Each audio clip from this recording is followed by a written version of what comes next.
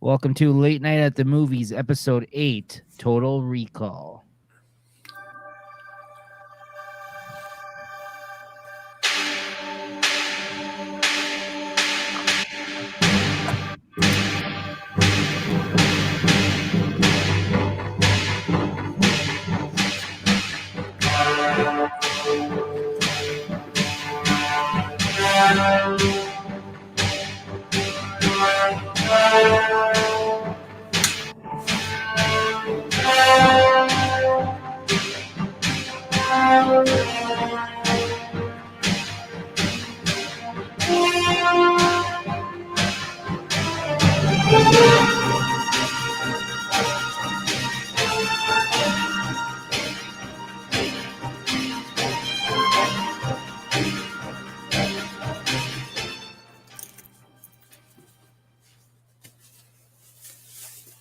All right, there you have it. Hey. Intro music to the movie Total Recall, which Jay just thought I had in my music library. I just pulled up the soundtrack, but yeah, no, I don't have the soundtrack on repeat. I thought it was your ringtone or something. That's what I thought. I mean, it's pretty badass. It does sound very Terminator like you mentioned. I might have to download that now. It's funny. All of a sudden, his phone starts ringing. Exactly. What's going on? What's up, man? This is a fucking interesting movie, my friend. Sure is. So I picked this movie for us to do next. I should preface all my comments later in the show ahead of time now by saying that I'm a huge Arnold Schwarzenegger fan, especially during this period of time. I just think he's awesome. I think he's accomplished a lot. If you follow him even today on like social media, I think he's entertaining.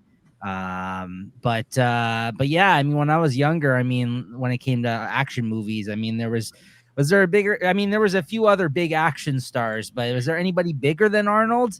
I don't think at the time. I don't think so, especially at the time of this movie, right? So, and we'll get into it as we go, guys, but we always start off the episodes of Late Night at the Movies kind of talking about our history with the movie, because these are movies that we have seen before, that we like to discuss, do more of a deeper dive kind of conversation on, and then also kind of like mention, you know, maybe any memories we had with the movie, you know, maybe when we saw it, if we recall when we've seen it, this kind of stuff, right? So like I've seen this movie a lot. Like I this is one of those ones that I remember, like I had probably on like a VHS or something back in the day. I played on TV a lot, from what I recall. I've out of all of Arnold's movies, I've probably seen this one and like Terminator probably the most, like Terminator 2 or something, right? Like I've watched a lot of his, pretty much almost all his movies, especially around this time. Yeah, this movie came out in 1990. Something I didn't know till like it was mentioned in the chat the other day, and when I looked up the movie, is that it was based off of a Philip K. Dick short story, who's a science fiction writer. So that makes a lot of sense. That's like from the 70s or something. Like isn't that early stuff? Yeah. Yeah. So, but a lot of things are adapted to film and TV from his stuff, right? So look at this guy. Beard, yeah. I wouldn't call it a nice beard, but it's I've just been too lazy to shave. How many coffees today, JT? That's my second one, man. Oh, that's not bad. No, I've trying to take it easy today. I don't know what streaming platforms this movie's currently on. So if you don't own the movie or like look, Amazon Prime has it. Okay, there you go, guys. Yeah, well, you got to rent or buy it. You can't stream it. You got to rent or buy it. Okay. So yeah, it's from 1990. The director Paul Verhoeven. So yeah, this is a movie I quite enjoy. So I ended up picking this. Jay, what any history with you in this film? I know you said you remember seeing at least bits and parts of it. You weren't sure if you've had like a full sit down viewing of it in some time, but go ahead. Yeah, it's been quite a while since I've actually sat down to watch the whole thing.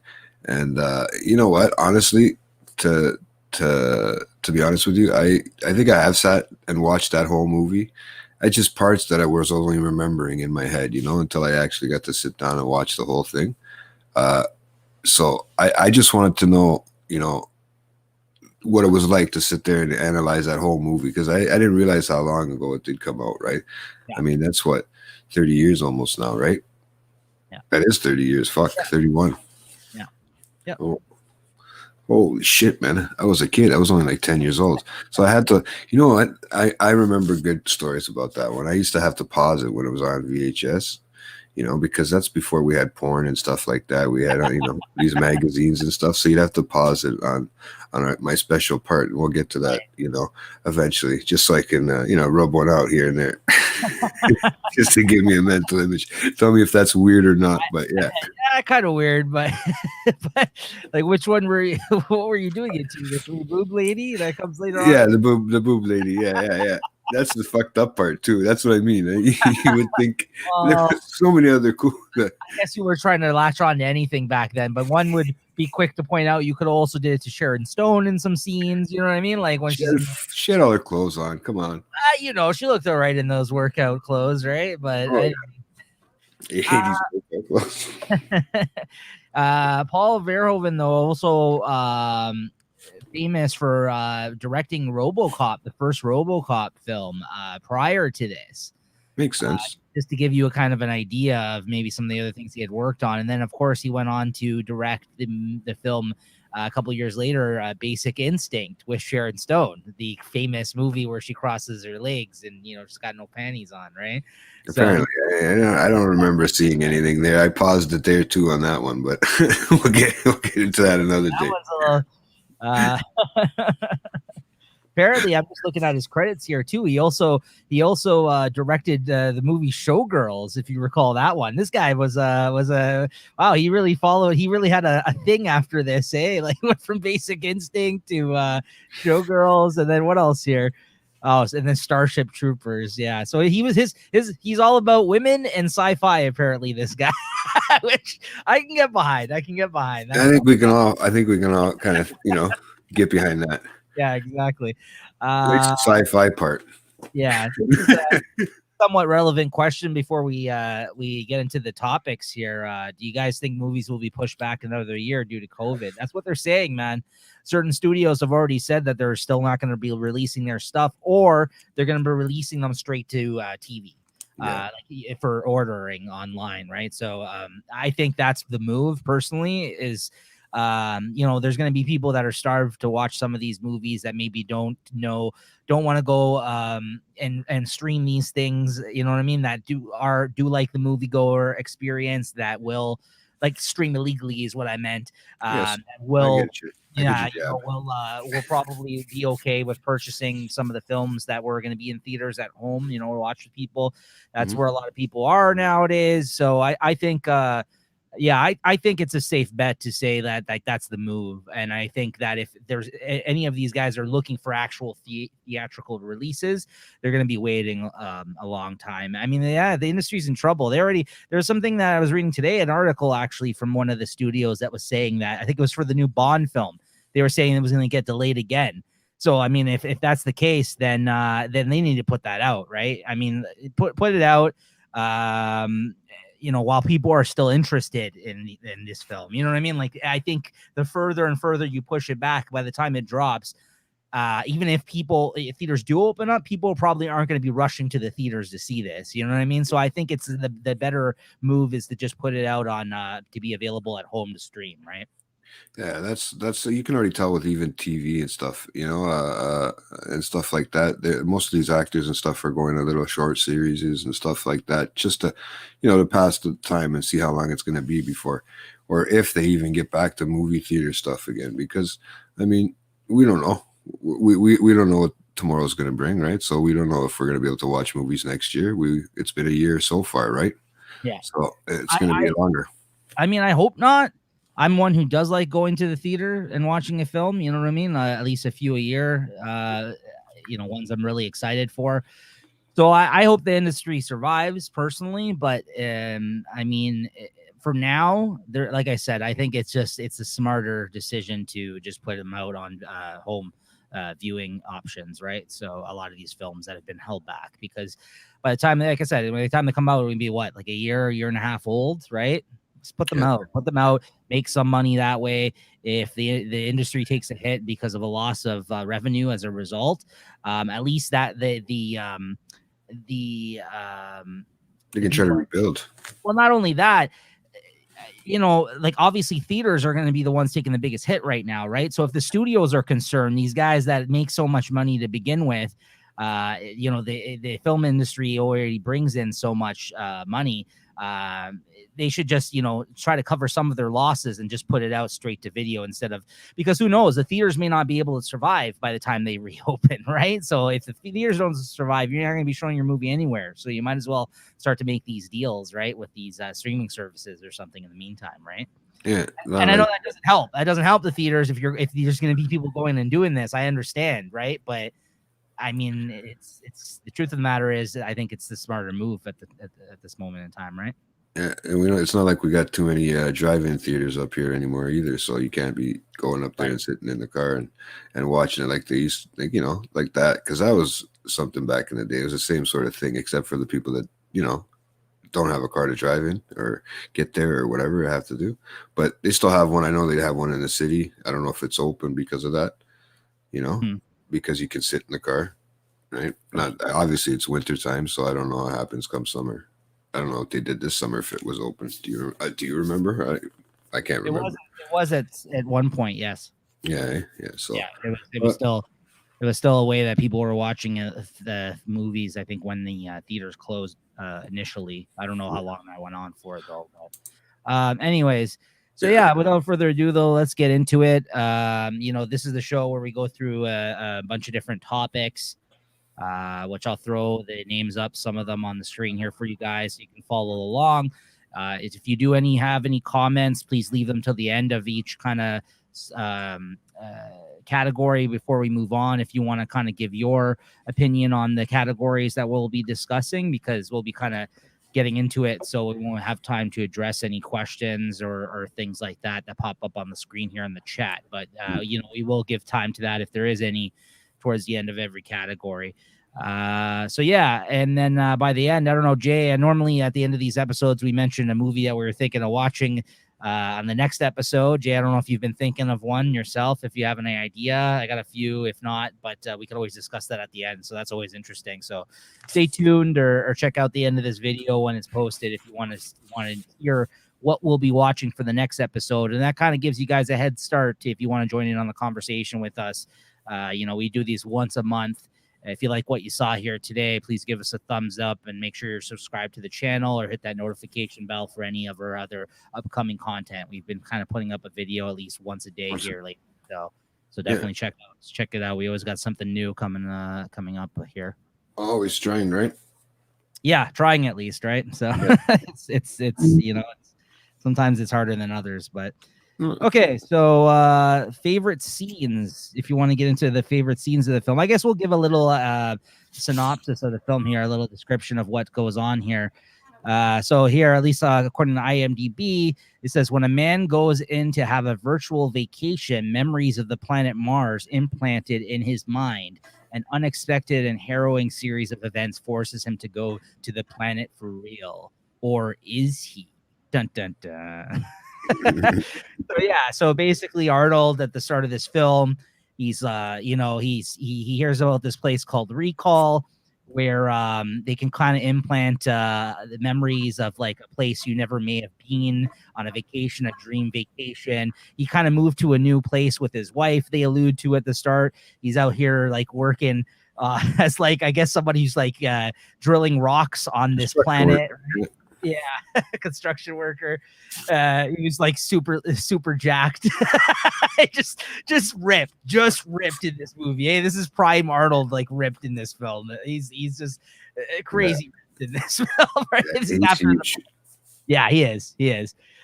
So yeah, he goes to this Recall place. he says that he wants to go to Mars because he's never been, and like I guess the wife wasn't really a fan of it, and they're like, okay, we're gonna implant this memory then of you going to Mars. By the way, we also have these fun packages where we can kind of implant these memories of you being somebody else on your vacation, like a dream scenario. How about like you do this one? He's like, oh, a spy. Yeah, that sounds like fun. Let's do that one. And then before you know it, he starts freaking the fuck out in the recall chair. They come in, they say, we never actually got to the implementation process. We mentioned Mars, and this guy, when we were trying to put him to sleep, started freaking out. Apparently someone has stolen his memories. There's something there, like he actually has been to Mars, and it kind of just goes from there. And then from there, it just becomes super wacky and like fun and out there. Jay, I know you had mentioned, even cheesy. You had mentioned to me, and I said, corny was more the word I said, I think. Yeah.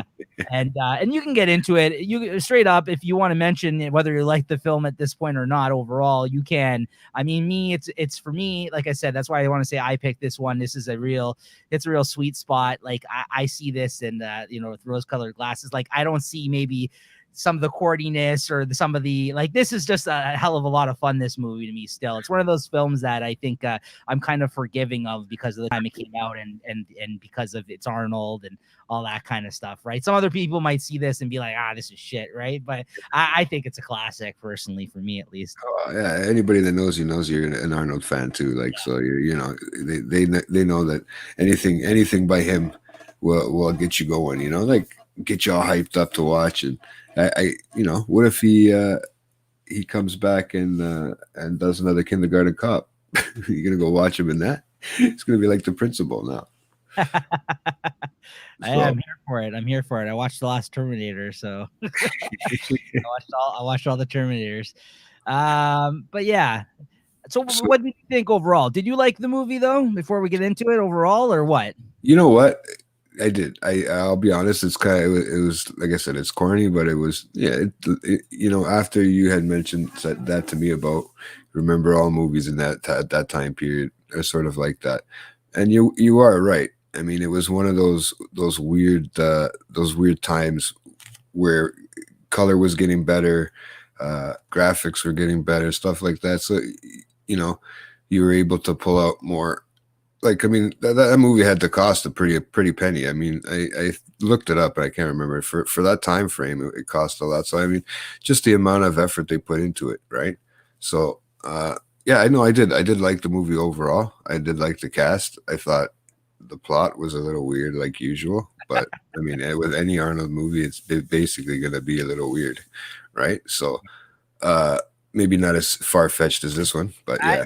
I just think it's like action sci-fi at its best, especially for this time period. And but yeah, it absolutely is wacky. Like I'm not blind to the fact that but it kind of keeps you guessing. It's one of those movies that it's so weird and out there and there is a lot of, I mean, at this point, I've seen it so many times, so there's not really any surprises to be had for me. But I remember watching this when I was young, like the first couple of times, and I thought it was crazy. Like there was a lot of shit you don't see coming in this movie because it's so weird and out there that you don't really see some. It's not that it's like super well written or like, you know what I mean? Like, or like the story's so complex, but like the whole time you just don't really know who's who, or he doesn't know who he is, or what's real and what's not. Like it's definitely one of those type of scenarios, right? So yeah, getting into favorite scenes. I'll start us off. I think just right from the get-go, after like having that intro with the intro music and everything turning red and all that, and then it has Arnold having the dream where he's on Mars with the woman, and it's kind of like a little bit of foreshadowing because it's like the woman that he eventually meets, the Melina chick in the film, right?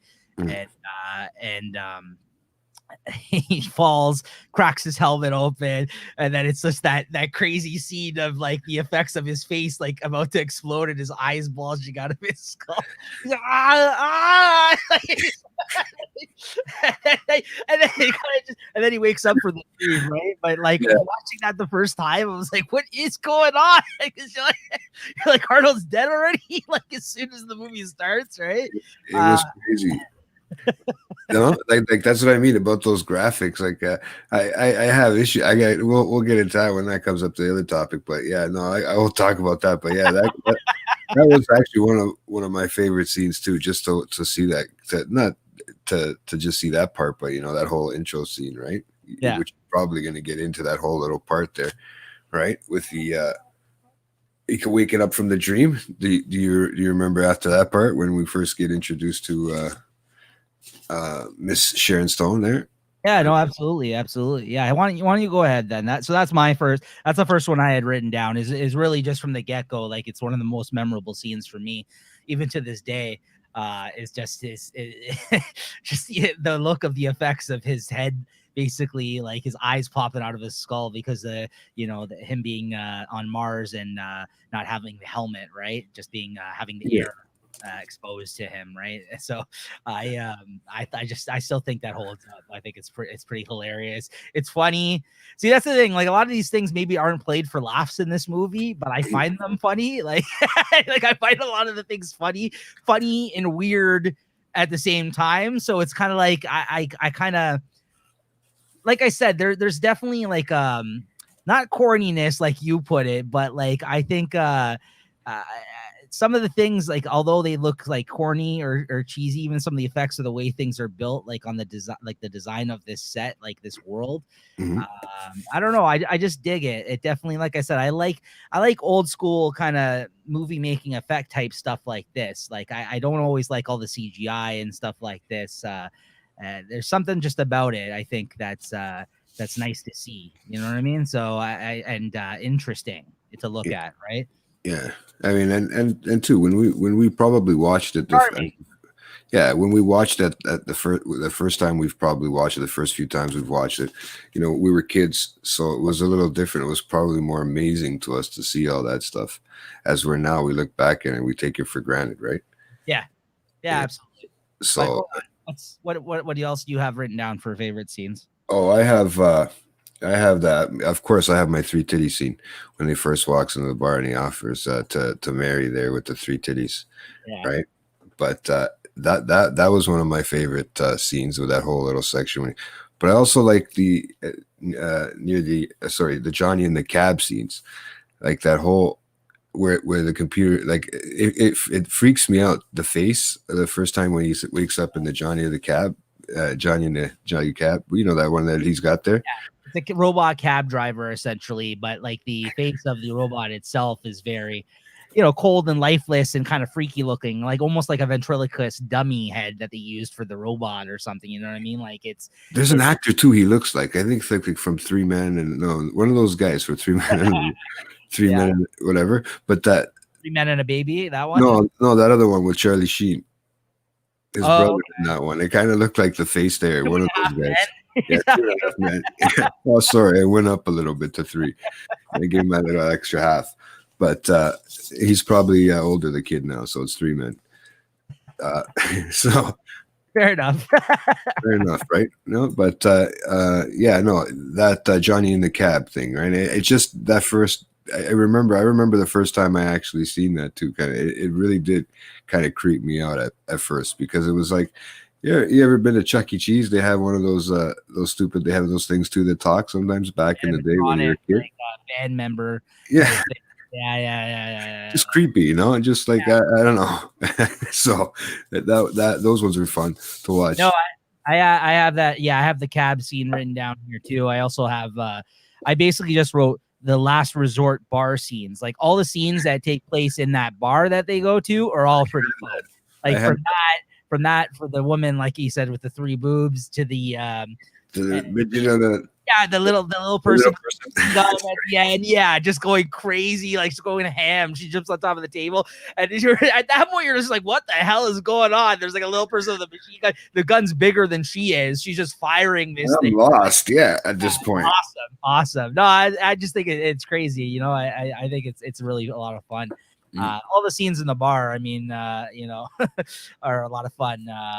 To the look of people, like, all the different mutants, as they're calling them, these people that have been exposed to, like, I guess, the harsh life on Mars and Radiation and stuff like that, I think. as a result. And they're basically, you find out, I mean, I guess we're jumping ahead a little bit, but you find out that basically like the group that's at the bar is like a group of freedom fighters or something like that, like guys that are against the government, essentially in what they're doing. It's almost like, I guess you could say like some people, Communists. they're looking at like some of the way, but looking at some of the way like the government, with lockdown and everything nowadays is running people's lives. In this one, Cohagen, which is the best villain name of all time. I have that written down here. I think it's awesome. Cohagen is just hilarious. The names in this movie are classic. Quaid, Hauser, like all these like, Hauser. Alpha male, like crazy ass names that they have for these guys, and a lot of Arnold's movies like that, right? But like.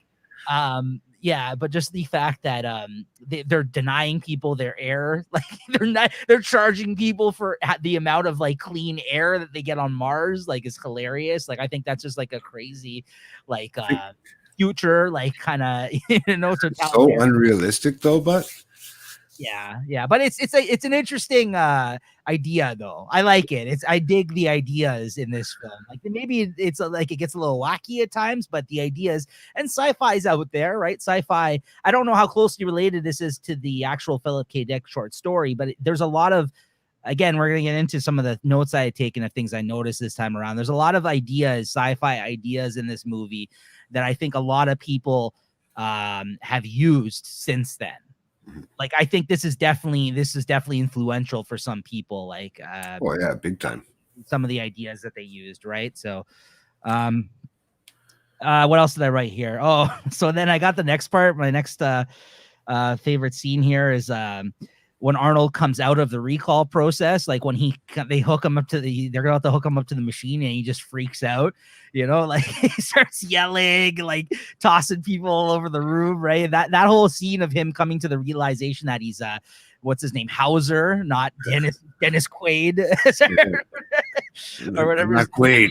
Douglas, or is it Douglas or is it Dennis? I don't even know. Douglas. Yeah. Quaid. I'm not Quaid. No, I'm Quaid. Yeah, I'm not Quaid. I'm Hauser. And he starts like freaking out. That part's great. And then the next one I have up, which is pretty high up on my list of favorite scenes.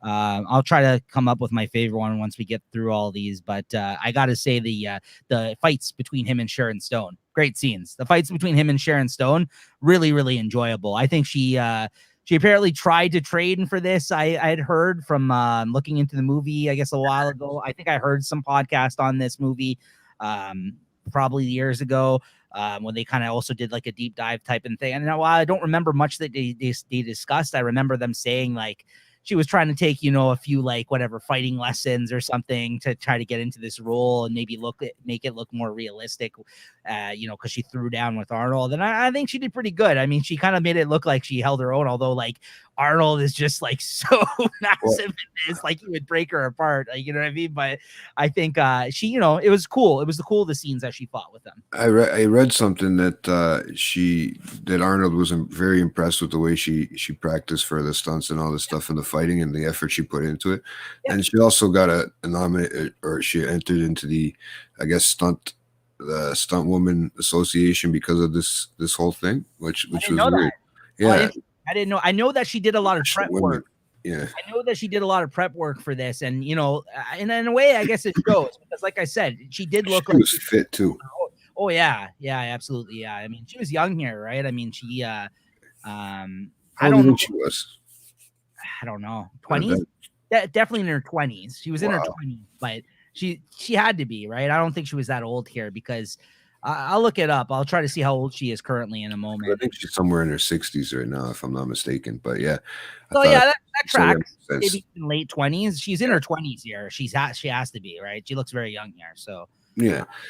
But yeah, she was good in those fight scenes, like you said, with Arnold. Like they were just like they looked like they meant, it was kind of cheesy fighting, but it was they really put their effort in. Like they were really, Well, she's one of the only ones that really kind of tried to fight him hand to hand in this film. Like everybody else, he just fucked up, or they were trying to shoot him and stuff like that, right? Like in terms of like actually throwing down, like he had 2 scenes that she was in. He fought her in both scenes, right? Like so, like well. obviously not the intro one, like you think she's his wife and all that, but then it's revealed that she's actually working for these guys that have taken his memories that Arnold had worked for. At least that's what we're led to believe. This is the scenario, right? But then from when that's revealed, when her cover is blown, she goes to fight him, he gets away. And then like she fights him again later on, right? When she encounters him with this new woman, right before Recall gets a hold of him. But yeah, those scenes are both pretty good. What else? Do you have anything else there? Yeah, when he meets his buddy, his construction worker buddy, Larry. Is it Larry? And right after he came back from Recall, and he was about to leave and whatever, and they pulled him down the stairs, and he had to fight. He had to take on all of those guys with the guns, right? Like that, I thought that was a good scene where they were chasing him through the subway and all that stuff.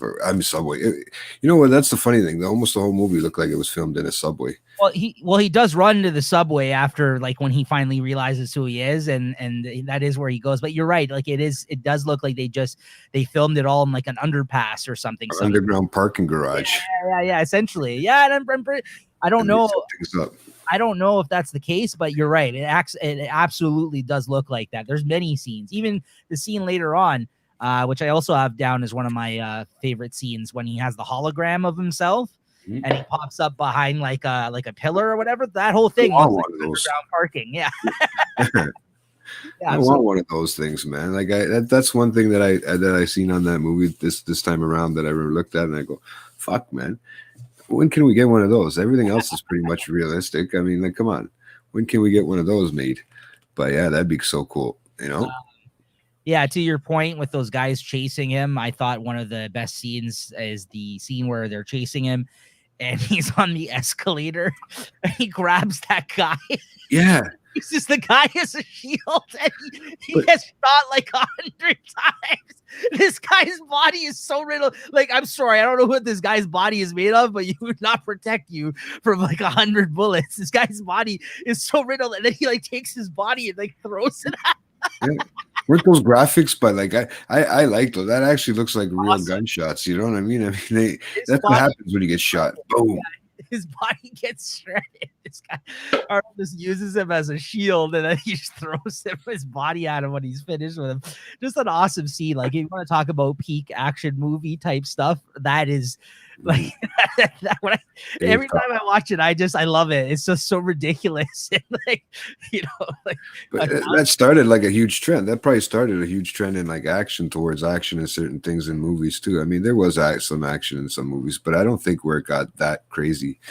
Like, I mean, that they were using stunt people. They were using, I mean, there was a lot of stuff going on in that movie as opposed to stuff that extras. There's a lot of extras in this film. Like, there's a lot of people just walking around. Like, they did give you a feeling that this was like a small area on a planet that was inhabited by people. You know what I mean? Like, it definitely gave you that feeling, like the stuff, everything was dirty and like lived in, kind of, you know what I mean? Like, I think they did definitely get some aspects of it right. Like, as much as the technology, some of it's funny seeing what they thought. That's what I like about these movies back then too. The 80s or the early 90s shit is how they thought we were going to look in the future is kind of always funny. It's always funny to see. Right. Yeah. But I that's what I mean. That's why I said it's kind of charming. I have an appreciation for them trying to think of these funny things, right? That they thought maybe the direction we were going to go. Right.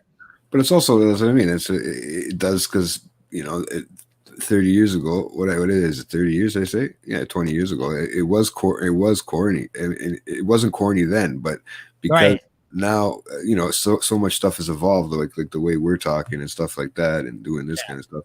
But yeah, this is like so corny, unbelievable sort of thing, but it's cool.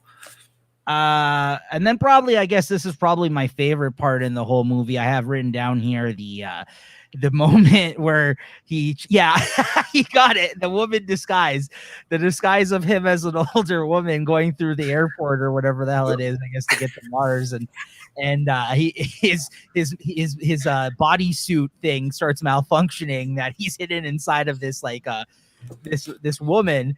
And he has to reveal himself and like press a button like in his ear, and then like the whole thing opens up and it's all like blocks. It looks so ridiculous when it's all blocky, and then like it slides open, and then you see like Arnold like poke his head out of this like bodysuit robot thing essentially that he's got his body in. Like it's it's not like a great disguise. Like it starts malfunctioning when he's like talking to the guards at the airport, like he's trying to ask him where he's going, and he starts saying the same thing over and over again, and audio starts cracking up, and it's just hilarious. Not only is it funny and ridiculous, it's also like actually just a really cool scene. Like I always, I think my favorite scene of the movie was when he reveals that it's him inside that bodysuit, right? Because you don't really know what you're watching even when it happens, right? You don't really. They cut scenes, like something happens, and then well, they show a spaceship, remember, going towards like Mars, or like a real spaceship, and then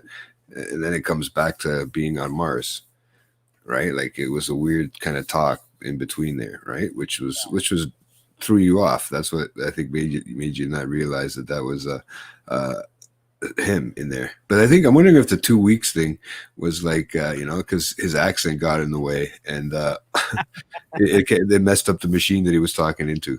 Yeah. Right? Yeah. Still trying to listen to Arnold kind of get rid of his accent in some of these shows, in some of these older movies. It's fun, right? So, you got anything else written down for favorite scenes? You know what, man? That phone booth scene, where they're picking up, where he has to go down and pick up the suitcase at the phone booth, and that lady, the old lady, is trying to steal it from him. Like a cracker lady or whatever. She's trying to steal it from him, and he's I need it. It's not. He's trying to fight her, right? I'm thinking like, cause she's really holding it. Like, fuck you, asshole. And then Arnold just does that. Yeah, we'll get into that. Don't worry, we'll get into that. You mean the towel turban that he has on? Yeah, I don't know what they were thinking with that. I mean, they maybe could have gotten away with maybe how that was not offensive until he does the bow, and I'm just like, oh, okay, that because you're like, oh, maybe it just looks like that, right? And then he does that, and I'm just like, this is ridiculous. I remember watching that yesterday. I was like, what the thank you very much. Like yeah, but you're right. The bow is what I was just like, oh. But I think women, if they have long hair, they put their hair in the towel like that. Really? I mean, how? I don't know, man. I don't know, man. I don't know. He looked like Aladdin in that fucking thing. I don't know what they were going for there, like what their thought process was behind it. No. And then I also got written down here the part where he puts that machine up his nose and he pulls that big tracker. The tracker's like this big. It's huge. And then again, you see them, I don't know, work with like different body, like head mold type things. Like I think they just like used like a fake head or something at that point, because his face starts expanding, like his nose when he goes to take the thing out, right? It definitely got some fake prosthetic or something on at that point, because the way his nose explodes, like it's like 3 times the size, because he's trying to pull. But then he takes it out, and it's not like some small crack. It's huge. It's just like this huge thing that's like, I guess it was like in his brain. I don't know. Ball. Remember, it came in like a little ball that opened up, and I'm thinking to myself, you know what? All that stretching and everything, and it didn't even leave a mark. He didn't even bleed his nose, nothing. Bro. It's Arnold. Oh my gosh, man! Whatever you're in doubt, just be like, oh, it's Arnold. That's Arnold. Yeah, nothing happens to Arnold. Fuck. Okay, don't worry. At least in this film, there's a reason as to why he's so jacked. Like if he was actually like a secret agent, and like the way he's jacked and he can fight and everything like that. Because in some of his movies, he's just like that. And like, you know what I mean? Like people, like in fucking Jingle All the Way, he's beating people up, and they're like, why is this guy so jacked and like able to fight? Right? Like it's not like he's like some everyday Joe. You're just like, what? This guy's like a father. Like he's naturally like, I think he's just naturally jacked, dude. I think that's just part of his routine, man. It's become his life. I mean, even now as an older man, he's still pretty big for his size. Like, for his age. Like, I wish I looked like that at my age. after his time as governor, he gained a lot of weight, and for the first time ever, like you saw, Arnold was fat for a little bit, right?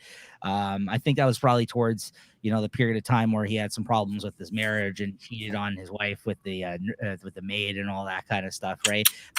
So yeah, but since then he's gotten back on his health thing, and he's doing good today, like he has been for some time. But I think during that period of time was probably the most out of shape people had ever seen Arnold, was probably sometime in the 2000s, right? When the movie career was done after his time, I guess, as governor, whenever that ended.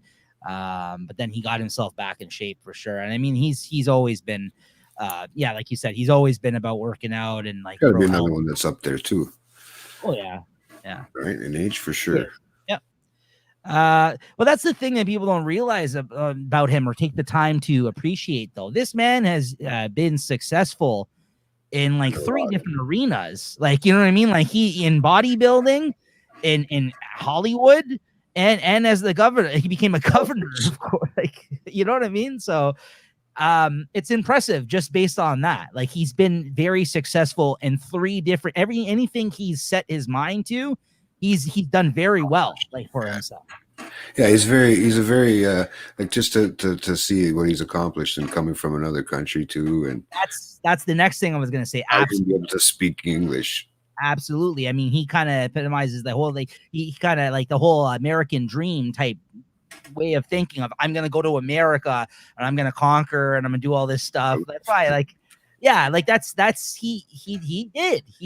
He's very successful in anything he got involved in. Hey, what's going on? What's up? Thank you. I appreciate it. I also think so. Especially for somebody like a cinematographer, they for sure that would be a very impressive movie. It's fun, man. It's Arnold. It's peak Arnold, honestly. Yeah, so it is. So I mean, what's going on, Arv? Though, shout out to Brews with the Crew podcast. Brews with the Crew. So did he get a shirt? I did drop them some shirts. Yeah. Yeah, but did he? I don't know. I was there with you. I don't know if Arv picked this up. I haven't heard from him. I told him that there was. Yeah, you were there. I was going to say, yeah, you know this. Why are you asking me? But yeah. Yeah. See? So. What else? I think that's about all I had written down for favorite scenes. I mean, you mentioned the bar. That's pretty much what I got. I got to say, the woman, the disguise with him as the woman, is still probably my favorite scene. It holds up. But yeah, okay, so no worries. He's stealing them both now. That's what he did. He's stealing them both. Go hunt them down. No, it's all good. But so we actually covered pretty much every scene in the movie. I'll be honest with you. Any good scene, to be honest with you. Yeah. Besides, there's like you said, when he was coming out of thing and he made it look so easy when he just ripped off the from Recall when they tried to implant them back in there, right? And he just made everything look so easy, right? Like rips off the thing. That's when he goes full out Arnold with his veins popping. But sometimes in that movie, I noticed it was hard to tell when on the favorite scenes which was the real part of him and which was the fake, because even when he did that whole Rush thing, like, trying to do that whole, you could, even when he does that, it's hard to tell if that's the fake Arnold's face, because it stretches in a weird way too, even when it is really him, all that that force he puts into things like that. Yeah, I gotta say he's very over the top in this movie. Like, again, this is not only peak Arnold, as it's a peak part of his career as a big action movie star, and this is definitely him venturing into more of the sci-fi side of things. I mean, don't get me wrong, Predator definitely is sci-fi, but a lot of the film is disguised as like not that until you find out it's like an alien and all that, like doing everything right. Absolutely great practical effects. Yeah, for its time, absolutely. Yeah, I mean it's great. Yeah, we were kind of talking about that already a little bit. But after this, you saw more and more action sci-fi films with Arnold because of this, right? Like, don't get me wrong, he's always done a lot of sci-fi. He'd already did Terminator by this point too. So, but like, I think like this was the wackiest of the sci-fi movies up to this point, and like, it was a theme that I think repeated itself a lot through a lot of his other movies as time went on. Was clones and like different like, you know what I mean? Him getting brainwashed, like these kind of things were, you've seen it in a lot of his movies after this film, these same type of themes, right? And or like he was some sort of like secret agent for a government agency of some sort, right? Like all this kind of stuff, right? So I think they tapped into something different than previously in some of his previous films to before Total Recall, right? In this one. Yeah. But yeah, I guess we'll get into favorite quotes of the film now, which I'll tell you straight up right now are pretty much all Arnold quotes on my end. Like, I mean, I don't think anybody else has better quotes. Yeah, there you go. Yeah, The Sixth Day, Collateral Damage, Eraser was kind of weird like that. Yeah, there was I mean, not to say that a lot of those films are better than his films during this period of time. I don't think they are as the years go on. I still find a lot of them entertaining, but it's definitely yeah, like I said, it's you see a lot of those type of themes throughout the rest of his career. Oh yeah, for sure. It's just Arnold. Yeah, absolutely. Yeah, that's what I mean. He kind of, it just became Arnold. Exactly. Everyone kind of like, that's what you look forward to when you went to see an Arnold film, it seemed like, right? Yeah, and the action, but then the quirky, so the weirdness, and the sometimes with the sci-fis, some of them are really good, like the Terminator and stuff like that. They were really good to watch because they were cool, but RoboCop was quirky. Getting into quotes though, he wasn't in RoboCop. Oh no, sorry, RoboCop, Terminator. Yeah. But I don't know why I said RoboCop because I think we were talking about it earlier. Paul Verhoeven, is the director. Directed the first one. The director. I mean, straight at the start though, you got come on, don't bullshit me. But he says that, and I will also say a lot of these lines I still use in my everyday kind of like today. You might catch me using an Arnold line with the voice and everything, even to this day, because I always, back in the day, there was all those funny phone calls that they used to do at like the start of like, when everyone had computers and the internet, they did a bunch of those crank calls using Arnold audio voice files on the computer, and there was like soundboards for Arnold. Soundboards, exactly. And that was one of the most popular ones, was like, come on, don't bullshit me. Oh man, no, he does have quite a few of his lines in this. That's why I couldn't really, as I was watching it, write down enough of them but anything where he's doing that voice that he does with that whole, where he's angry, like he shows that Arnold. Yeah, that's right. No, when he says right in the beginning to not Koigan, but the guy that I always forgot his name, but is it Richter? Richter, yeah. Richter's essentially is the bad guy of the movie. Like Cohagen is just a name until like the end of the film, right? He kind of is on the screen a lot. He pops up at the end of the film, but then you're like, who's this old guy? Like, you know what I mean? Like, he's not really that menacing. Like, he's kind of more like the guy in charge, but he has all these other people do his dirty work for him. You know what I mean? Like, so absolutely Richter's Michael Ironside, the actor who plays him. He's definitely the villain of the film, I would say. For sure. Absolutely. He's the one that's always coming after him, like, or sending people after him, or he's waiting to hear what to do, but when he says with his buddy there, is that blonde character with the glasses there, he says, what do you say? He goes, I wouldn't want a guy like Quaid Pork. Yeah, I wouldn't want a guy like Quaid Pork and my old lady. And then he looks back and what do you think? He's like, she likes it? Like, because this is when you find out that he's Stone. Yeah, right? So it's kind of fun. That one was a good one there. What else you got? I got the part where, again, he comes out of recall for the first time. He realizes that he's not actually himself, and he's like, "You blew my cover! I am not Queen!" Yeah. He starts freaking out, and these people, these stupid recall employees, are like trying to like hold him off, and like you're trying to like get him back in the seat. And I'm like, "Are you crazy, man? This guy is supposed to like throw these guys like aside." And he does eventually. runs out of there. But like, but that part's the best. Where I'm not the queen. Ah! He's like, I'm seeing, I've been infiltrated, or the hell he goes on. Like essentially, like he finds out, like they've messed with his mind at this point, right? And whatever part of him that like goes deep in his head, there, it comes back to the surface because of this recall, right? This recall trip that everybody warned him not to take.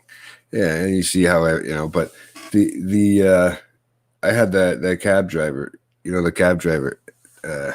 What's his name? Danny. Or is it? Yeah, he the black Denny. Yeah. He says he gives his whole spiel, and he's like, I got 5 kids, 5 mouths to feed, right? Yeah. Or at the end when he's gonna drill him in with the whole thing there, and he's like, I'm gonna drill you to pieces, bring that, he's going off on, I can't, the whole line was just crazy. That whole scene. He says the thing about I had 4 kids or something. What happened to your 5th? He's like, I lied. I ain't even married, man. Yeah. And then of course you get the classic that I've written down where he actually breaks through that drill machine. And he's like, "Hey Benny, screw you!" And he takes like this big thing, like he drives it into the thing and kills him. And then like the whole thing's like rocking and like it's like up in smoke. And he's like, "Ah!" It's always I don't. So this is definitely, again, a thing that everyone knows Arnold for is those cheesy one-liner like things he says before he kills you in these films, right? And it's a constant throughout, again, all of his. It's almost as if like people figured out what to do with him early in his career, and every director that worked with him just copied that. They just said, yeah, go ahead. Like I'm sure he made up a lot of this shit, right? Like they were probably just like, yeah, just see something crazy here. You kill him and then like hit him with some cheese. I'm sure some of these were written, but I just think it's like people found out what he was good at, and everyone just kind of did that kind of stuff in their movies, right? Because it's a constant and throughout like all of his films after that, even before this. He became his own typecast. Essentially typecast, And I don't know if that's an Arnold thing or if that was an action movie thing at this point in time, right? Because there's a lot of stuff in the 80s too you can reference it, but Arnold was a big part of a lot of those movies too. So like it's hard to really say. It's hard to really kind of point out like where the line is, like I would say, like because he's such a huge part of action films and why they were popular at this time. You know what I mean? So I don't know. It's hard to say like whether it's just an Arnold thing or if it was an action. I think it's a bit of both, absolutely. But I think our action movies owe a lot to him. Well, I know when you're coming to try to learn the language and coming to try to act, even just learning the language is hard. Like to speak the language. So when you're putting it, sometimes it's funny alone just with the accents when they're trying to speak English. So sometimes maybe people would actually see that in him and use that to their benefit, like the directors and stuff like that. Yeah, like you were saying, right? So they would see, and they, I don't know how much it had to do with that, but obviously he was a good-looking guy, young and decent person, like to act. Maybe they just let him be what he wanted to be, right? I don't like. Maybe I would say it. That he's a good actor. I wouldn't be so quick to say he's a great actor, but I think that he is a movie star. Yeah. You get what I'm saying? Like he whatever he does, like you know what I mean? Like like you said, he looks great on the screen, and he's someone you root for and you can get behind. And whether or not you think he's a good actor or not, I just think he definitely exudes that like he is a movie star. Like he's an action movie star. There's a reason why he was so popular at this time, right? And that he became so popular so quick and was such a big deal, right? So. It wouldn't have worked out if he wasn't, right? I think and another quote that I have here is one of my favorites of Arnold's, again, huge in the soundboard days, was the one where they grab him during that fight there, and they're about to haul him off, and he's like, "What the hell did I do wrong?" You got 3 guys trying to pull him back. They're trying to get him. Yeah. And of course, with the cab robots, when he crashes and he refuses to pay it, and he's like, "Sue me, dickhead." Yeah. The cab explodes. He just walks off. Oh no. Yeah. I have the Benny again saying, they're walking through the cemetery, and he goes, "I think my grandmother might be here." You know, when they're talking about all the people, not the cemetery, but that underground tunnel where they have all the people that worked on the mining and all that stuff for Mars. Yeah. So there's that one there, right? And what else I got? Oh, and near the end when he's holding on to Richter's hands, and he says, "See you at the party, Richter." Right? I have that one written down too. Yeah, and the arms get separated because he gets crushed. He's like hanging onto the elevator. Yeah, and it like hits the ceiling in his arm, and then you just see him with two bloody stumpy arms. Because that's a callback to what he said to him when they left him for dead. Him and Cohagen. When he leaves him. Again, it's such a fun name, Cohagen. Like so ridiculous. I have the other one though. Quado?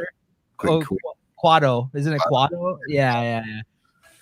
Because it's not spelt like you would think it was said. It was like with a K or something, wasn't it? And you would think it would be like a Q. I know what you're saying. Yeah, I think it's with a K. I'm just looking at Quado. Because remember there was like a scene where it's like written on like a wall, like Quado lives or something, or Quado lives or whatever, and it's written with a K, right? So but yeah, that's a callback to like he says, yeah, I'll see you at that party later, because him and are going to a party, right? And they leave him for dead, and they don't think he's gonna make it there, and that's why he makes that reference, right? I like the part where he sees himself like on the screen in that thing that he recorded for himself, Hauser, and he's like, "Howdy, stranger, this is Hauser." And then he's like, "You're not me." What does he say? "You're not you, you're me." Yeah. He's like, and he's just so confused. He's like, "What?" Because you imagine that though, you're like, no, like, and just the way he's talking, like he looks so happy. After Arnold on the other end looks just like miserable because he's just gone through all this shit, right? He all of a sudden, the other guy on the thing looks so happy on the other end of that screen. Yeah, you're right. That's it.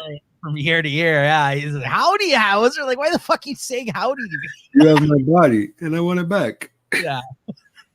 The whole thing that he said, "You're not you, you're me," though.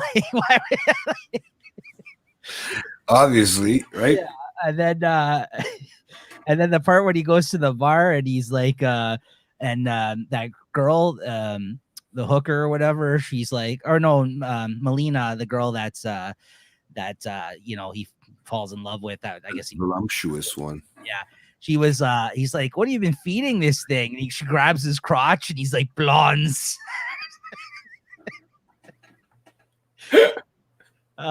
Sorry, blondes.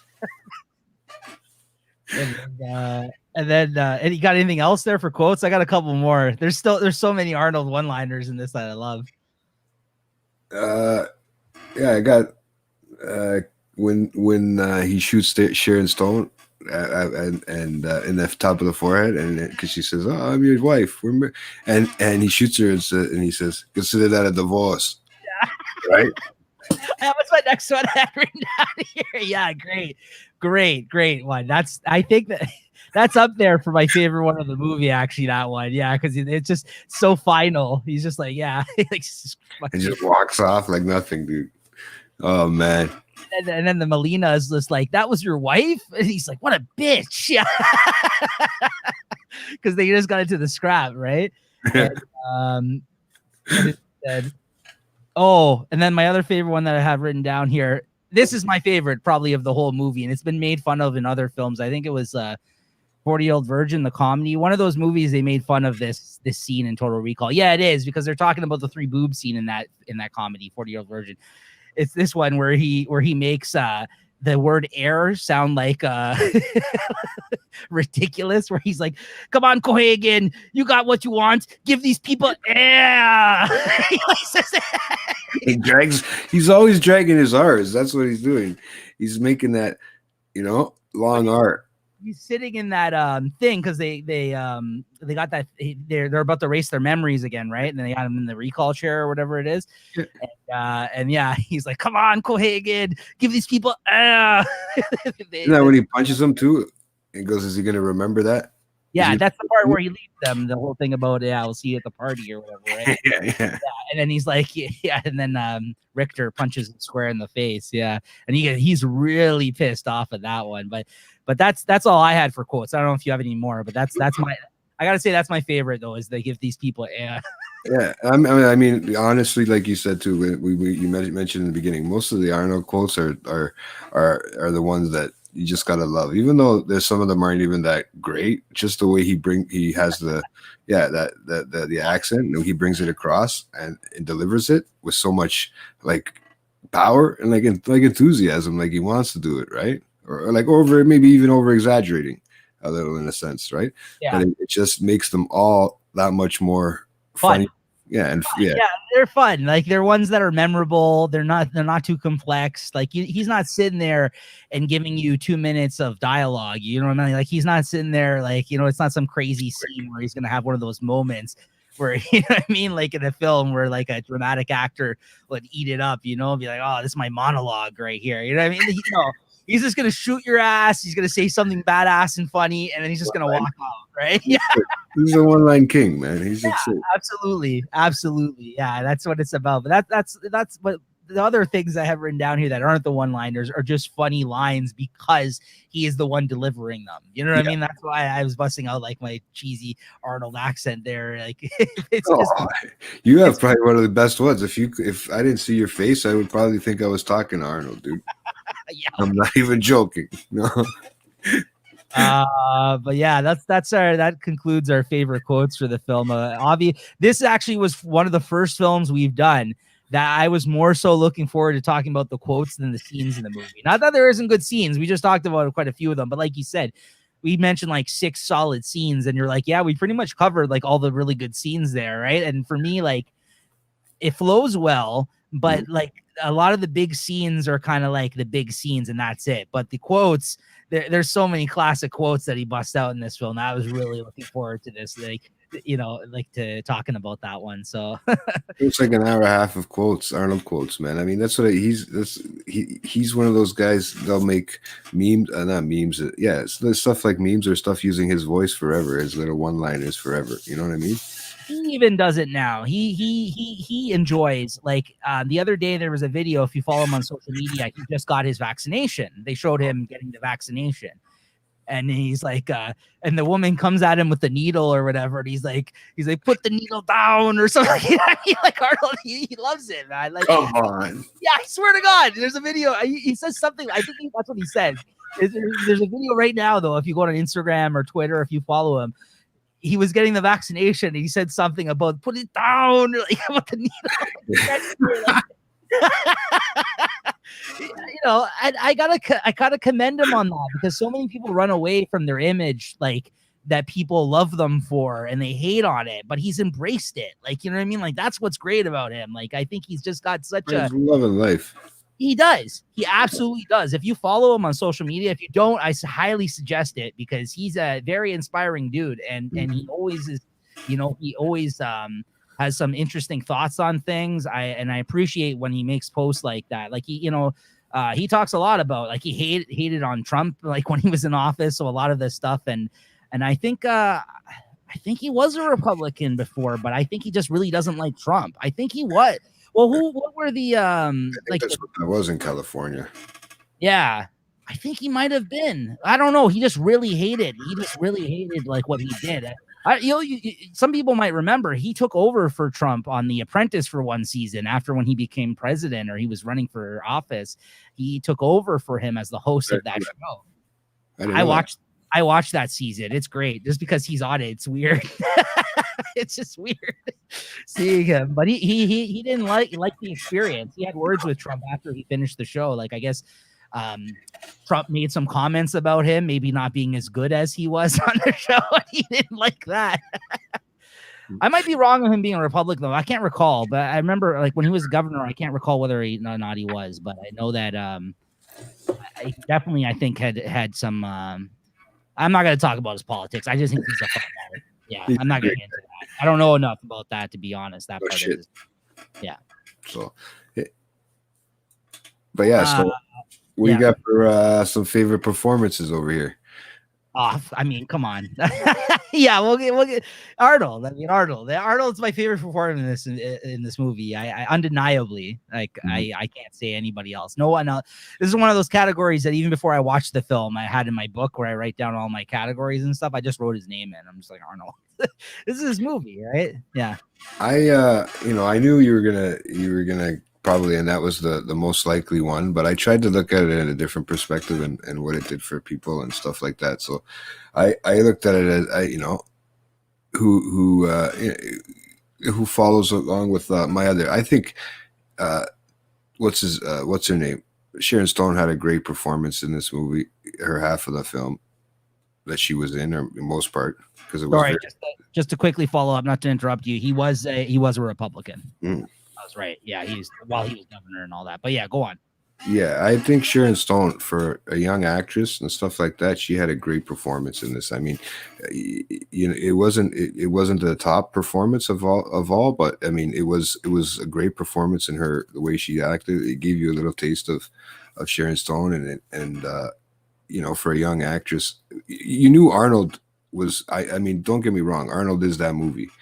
Right, but I'm just trying to look at it from a different perspective and try to see who else I would like, and it's not because it's the way it's just a good introduction to Sharon Stone. Like, I feel, Arnold, we already known Arnold for a few years by this point, right? So it's kind of great to see her performance in this movie as a young actress, right? And I know that Milena girl from somewhere. There's so many different, I think more TV shows she might have been in. She was, but I'll let you know what she was in later on, because I think I discussed her in one of our other categories. Yeah. I'll let you know exactly where you know her from, and you'll be surprised. It's a movie that you like, and even took me a moment to realize where she was. I looked up her IMDb that she was in that film, because I just recently watched this movie, so I'll let you know where she's from. You know the film though, okay. But. Yeah, I'm not gonna. I mean, I think Sharon Stone does a great job in this movie. I think you're absolutely right. Like I said, I don't think I can give it to her, but maybe a controversial opinion. Maybe for some, I don't find her to be that great of an actress, though. To be fair, like for me. Even Copenhagen as a villain in this one, and Copenhagen. Why did I say that? It's the way it's spelled on fucking IMDb. It's COPP or some shit. But yeah, Cohagen. I think he had a good performance too, even though for a villain. Like I said, it was Arnold stole the show. Don't get me wrong. I agree with you on that, but I'm willing to debate it with the other actors, in the sense that they did a well. A great performance. They all did their part, I think, to contribute to the film too, as well, to help it along, right? Especially in a film that was way ahead of its time, sort of thing. Yeah. Right? I just think as their career went on, like other than this and like Casino and like obviously Basic Instinct, everyone knows her from. I don't know. I've heard she was difficult to work with. Like, I think historically, a lot of people have said that about her in Hollywood. I'm not holding that against her. I think she does a great job in this movie. I'm with you. I just don't think she's that great of an actress, to be fair. Like, as her career goes on, I didn't really see much of a range from her, but maybe I just haven't seen a lot of her performances, right? You know what I mean? Like, I really only know her mostly from those three movies. I was looking at her IMDb. She did a lot of she kind of falls out of the limelight, it seems like, as her career goes on. Like, you don't really, she's not as big of a name anymore, I think. I think it's because she didn't age well. Yeah, I was gonna say maybe because she got older. Not that, like, I'm sorry to say it, not to sound like sexist, because she is a woman in Hollywood. I know it's hard for women in Hollywood as they age, and absolutely.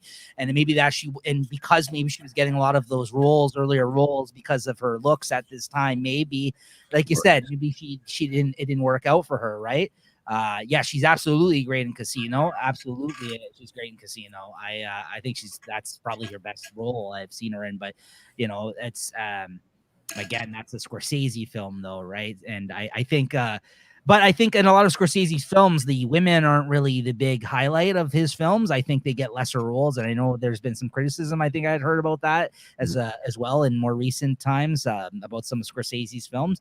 But she's definitely, I think, probably the standout in terms of like more powerful. Like she had De Niro wrapped around her finger in that movie. You know what I mean? I like Sharon Stone, and she looks great in this film too, and she does a great job performance wise. Absolutely, I'm with you. I think she's good in this movie, quite good. What else? Favorite cameo? What do you got for this one? All right, I got my titty girl, but that's just something because she only had a little part, right? We know her name. Yeah, I think it's Mary or something like that. The actress's name? I don't know. The chick with I don't even know. Wait, hold on. Let's see. It's got to tell me here somewhere. I have it open. So what are you giving the favorite cameo to? The boob? Lacey Nath. I have no idea who the heck that is. Right? There you go. I don't know. I guess she didn't blow up after this scene because, which is funny because everyone references this scene when they're talking about, like, was this the first 3-boobed alien chick on film? Maybe one of the only ones, right? I can't say I've seen it. Dude, that looked like jelly. It didn't look fake, man. I thought it was paper mache, but that I'm telling you. Yeah. Wait, I'll see if she was in anything else quickly for you, but I don't. I mean, I know there was the whole thing in Kevin's Lethal Weapon, Star Trek. Okay, I know. Go on to do stuff. Okay, so I know there was the whole thing in Kevin Smith's Mallrats movie. They go to see a fortune teller that has a third nipple in it, and it turns out it's a fake nipple. She's just like trying to do it to it's her whole shtick is that she rubs the third nipple as they're doing the fortune telling. And I'm sure that movie came after this. I'm sure maybe he took some inspiration from that. But like you said, it was kind of a shocking scene where she opens up. I'm sure at that time everyone talks about it, right? It is, yeah. But they definitely did a good job of that. Do you think the other 2 boobs were real on the sides though, and then they just put or is the whole thing fake? No, I think 2 of them had to be. And that's made that whole thing fake because it's, that's really the only nakedness you see in the whole movie. And not only that, they all look very similar. Like, because they did a good job of it, I will say, of making that third one. I don't know. Maybe she does have them in real life. No, but in the shows I've seen her in, it doesn't look like it. I know which movies she was in now. You can argue me on this. I put for my favorite cameo, I did put Sharon Stone because she doesn't have much screen time. She's really only in those 2 scenes where she fights him, like other than the start for like 2 minutes. Like, I mean, total screen time, she's definitely got like 10 minutes, maybe less in this movie. If you think about it compared to everybody else in the film, like a lot of the other people, even some of the smaller characters, have way more screen time than Sharon Stone. And I had to put her in. I wanted to put her in somewhere. So maybe I'm cheating a bit by calling it a cameo, but I'm going to put her in there only because I feel she didn't have a huge amount of screen time in this movie other than those 2, but every scene she was in, she killed. Like the 2 fight scenes, it was very believable. Like they had this fake kind of marriage or whatever. She's definitely, that fire in her eyes, you know what I mean? Like she's in those scenes, she does willing to go. That's what she just like. She was an actress, and just starting up. You can tell that she wanted to put her. She did a great job. But I mean, besides the 3 titty thing, that was a few seconds, man. Really. But the cab driver, I think he was probably my favorite cameo. He was good. The black, he's awesome. He's just the way he does that whole thing, like, and then his fucking creature hand comes out. He's got a lot of little parts, nothing crazy. I don't know. He's probably tied right up there with Sharon Stone in screen time if you think about it, right? Maybe even more. He's in quite a bit of the movie. Like he follows them around a bit. Like he may not have been saying things in all those scenes, liners and stuff. Yeah. He's in quite a bit of the movie, right? Ever since the bar, like he was in the film right up to the end, just about. Yeah, but on IMDb when I was looking, he doesn't look like he's in much after that, right? Mm-hmm. So I think that's the guy I'm gonna pick.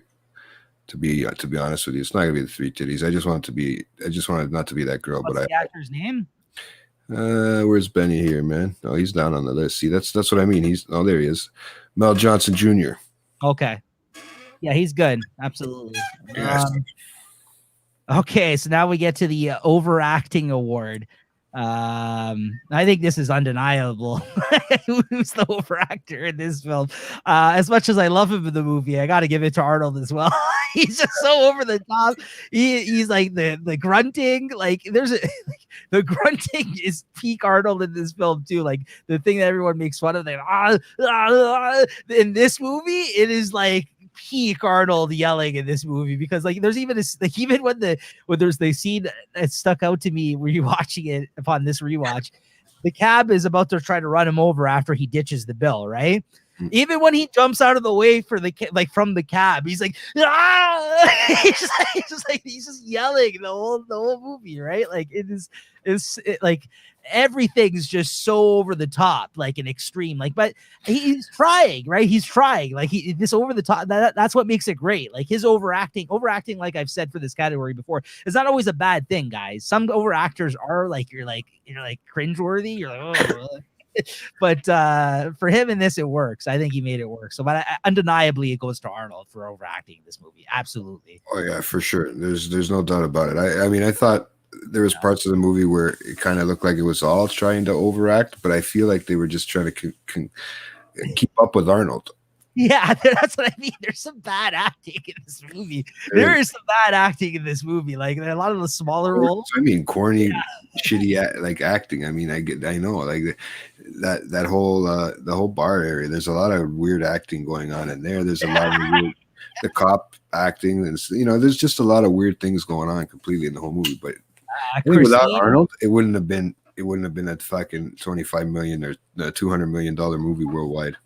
A lot of things just worked for this film. The fact that it is a futuristic setting, but it's done in 1990 in terms of effects and all that stuff at that time, right? And the fact that Arnold's in it, absolutely. Like if all those things kind of weren't there working for them, it would have been a bad movie. Like I didn't even bother watching the remake of this film, like we talked about on our show this past week. I haven't even bothered, just because I feel that them trying to make this movie better in terms of effects and maybe acting would kind of ruin something about this one for me. You know what I mean? Like I don't want that experience. Like if I want to see that, I watch like a more well-produced, better graphics, like whatever you want to say, a sci-fi movie. I'll watch something else, right? I don't need that really from this movie. I think this movie is great the way it is, right? For me. Yeah, no, it is, and I understand it. And like I said, in the time when I grew up too, I was at that age where it was, just like I said, cool. Yeah. But still kind of geeky. Like not geeky, but fake. Because I was starting to realize the movies were getting better. I don't know. It was really. Like I said, without Arnold overacting, I don't think it would be. It wouldn't be that movie. Without Arnold being in there, period, it wouldn't be Total Recall. I don't think it would have done as good as it did. Right. Oh, there we go. Arv said he did see the remake and it was unbelievably boring. And made the remake. Yeah. I mean, I'm glad to hear I didn't waste my time with it. Then I am curious, especially after rewatching it and talking about it today. I am somewhat curious, but I just don't. Unless it's like on TV one day and I'm like flipping through the channels and I'll be like, okay, I don't know if I'm actively ever going to probably seek it out though. Well, that's like, you're like me. I mean, that to watch something more sci-fi, like something like that. Let's say if it's Star Wars coming out with a newer film, you don't mind watching that. Just like me, I probably wouldn't mind watching the remakes of Star Trek, because just the technology is getting crazier, right? And to watch those graphics, it's actually better to do. But it's also nice to watch some of those movies too, as well, down the back and rewatch them to see how much and compare.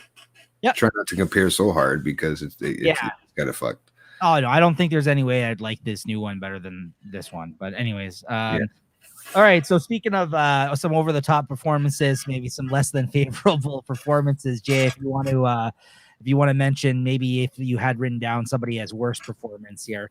Don't break my heart here, my friend. don't you say Arnold.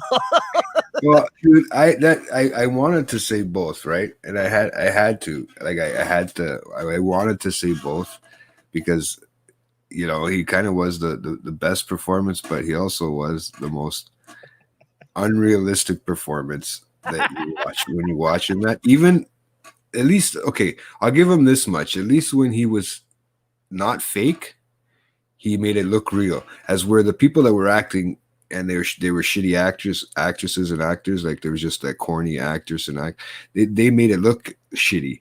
But Arnold can be corny, but like you're saying, entertaining. So I don't know how to look at that perspective. Like I don't like his pretty doll face in that movie, like Mr. 25-year-old Arnold, 30-year-old Arnold over there, Mr. Buff, like, I just came from overseas, I'm coming to take your country over. Like he wants to run Hollywood now at that point, right? In the thing. But no, I won't what do you call it? I won't give him my worst performance. I think for me, the worst performance I might have, because I couldn't put those two in the same category. Like I said, it was Sharon Stone, and then I think the performance of Milena was kind of shitty. I'll be honest with you. I think it wasn't as good as it could have gotten, to a point where it's hard to keep. Maybe she was just having a hard time acting with Arnold. You know what I mean? Yeah. Like I thought there was, like I said, corny. There was a bunch of corny other actors and actresses, but those ones nobody really knows and says anything, right? That's the thing. I mean, even acting opposite of him, like you said, if you feel that acting his his best thing, right? It would be hard acting opposite of him being such the star that he was probably at this time, right? And doing his thing and making it work for himself, right? I mean, if depending on the approach the other actor took, that could have been, you know what I mean? Like she I don't want to say that she underperformed because of Arnold, but I hear what you're saying. I get what you're getting at, though. I understand what you're saying, because yeah. I couldn't list him as my worst performance, right? Yeah. But I also couldn't list him as my best performance. He was the movie. When I watched it, I tried to pick apart, because really you want to look at a little bit of other stuff that's going on in the film this time around, right? I was trying to look at it that way. So that's what I'm thinking right now. I don't know what you think, what you're thinking. Like I put this guy Michael Champion. Oh.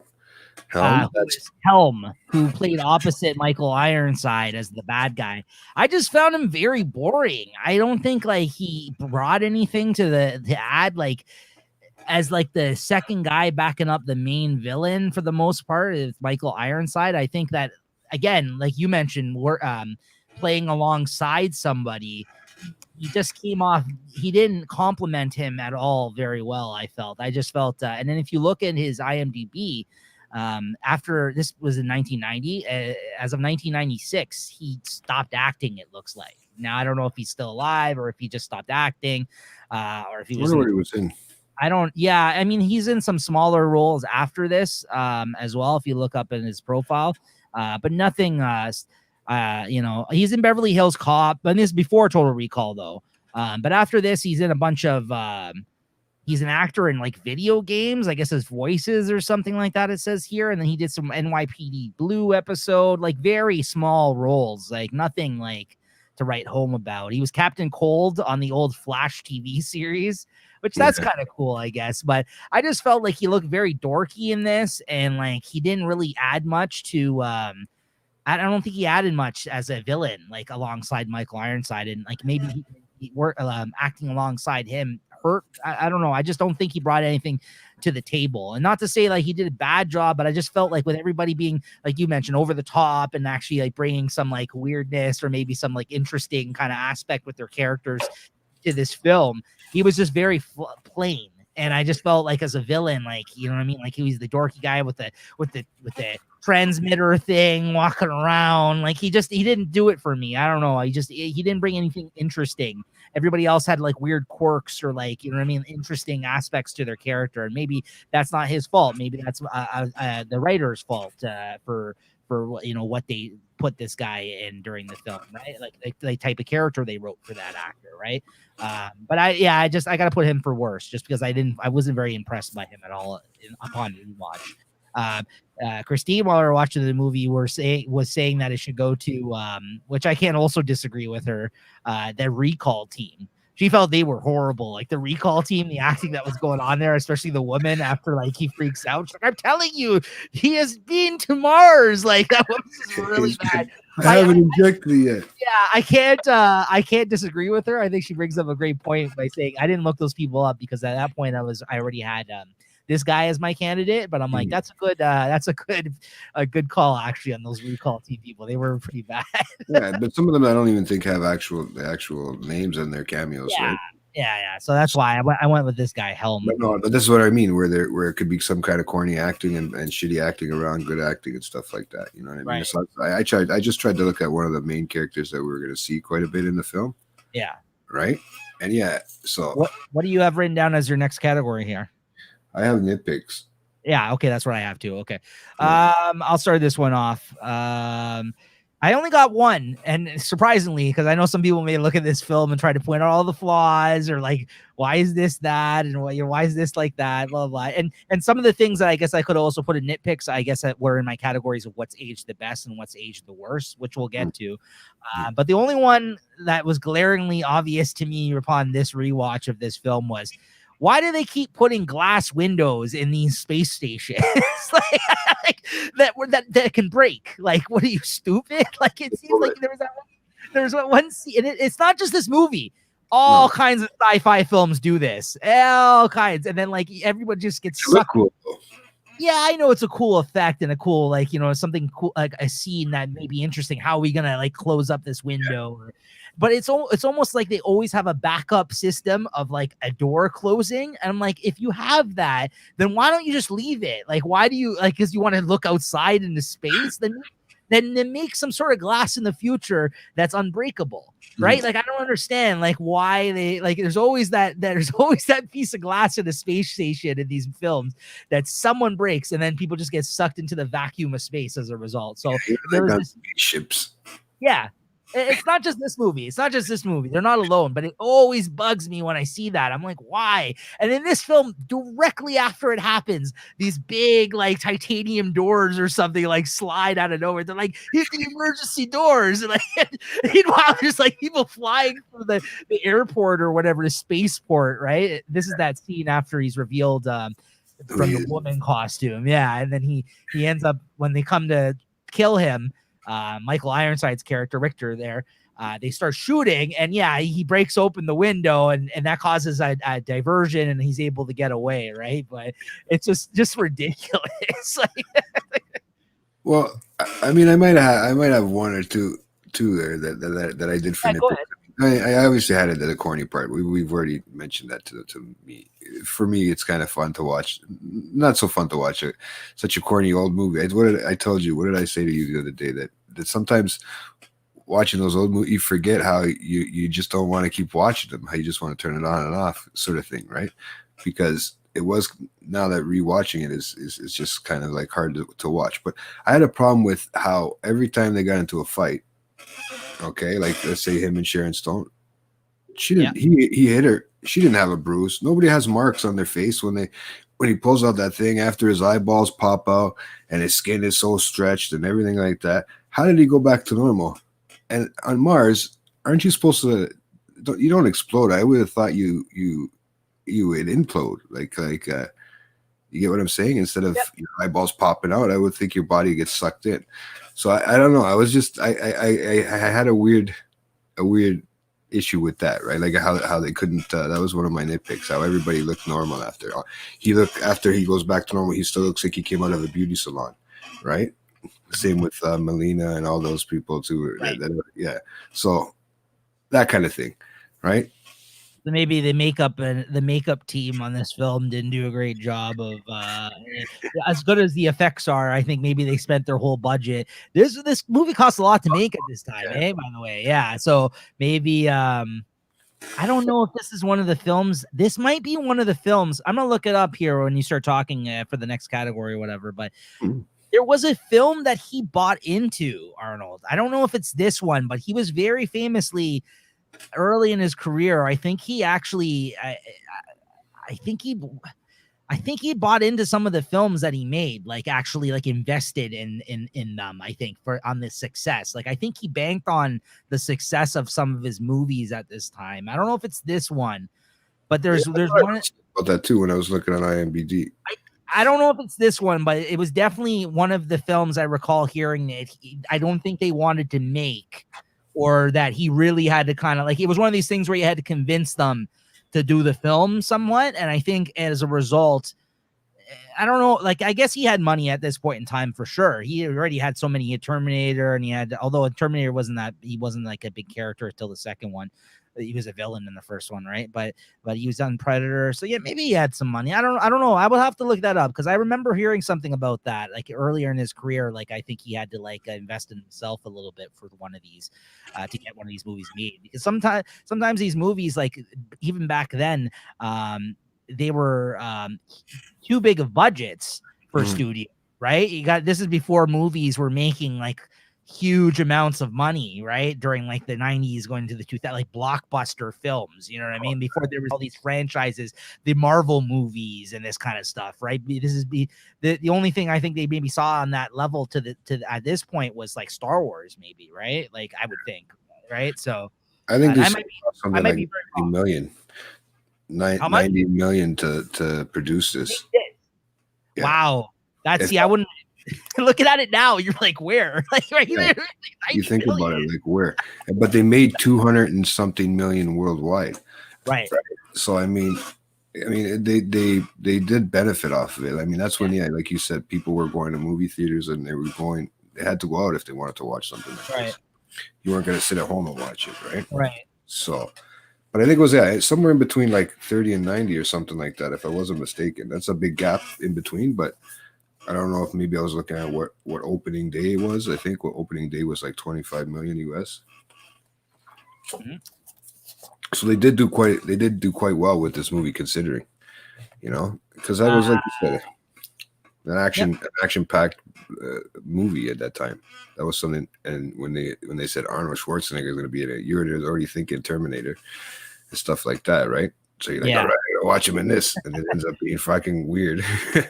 So, let's jump ahead to that guy award, or that person award, the award that we give to somebody who's of maybe lesser known, that you might know from things. Sometimes you're watching something on TV or a movie and you're like, oh, it's that guy. What's that guy in again? Like, I see this guy all the time. I just don't know his names. Some of these guys that are like great character actors in a lot of things that they show up in, but we can't exactly remember their actual names when they show up in things, right? You may have seen in like several different things, or you can't figure out where you've seen them. That's what this topic is to discuss. And for me, I've written down Dean Norris. I've seen him too. Yeah, he's there. I thought it was him, and then I looked it up, right? And it's very hard to tell that Dean Norris, who of course where most people know him from nowadays is Breaking Bad, as the brother-in-law in Breaking Bad. Hank, was it his name Hank in that? I think it was Hank, right? Hank, yeah. He's in a lot of other TV shows too. Yeah. He's in a few different long-running TV.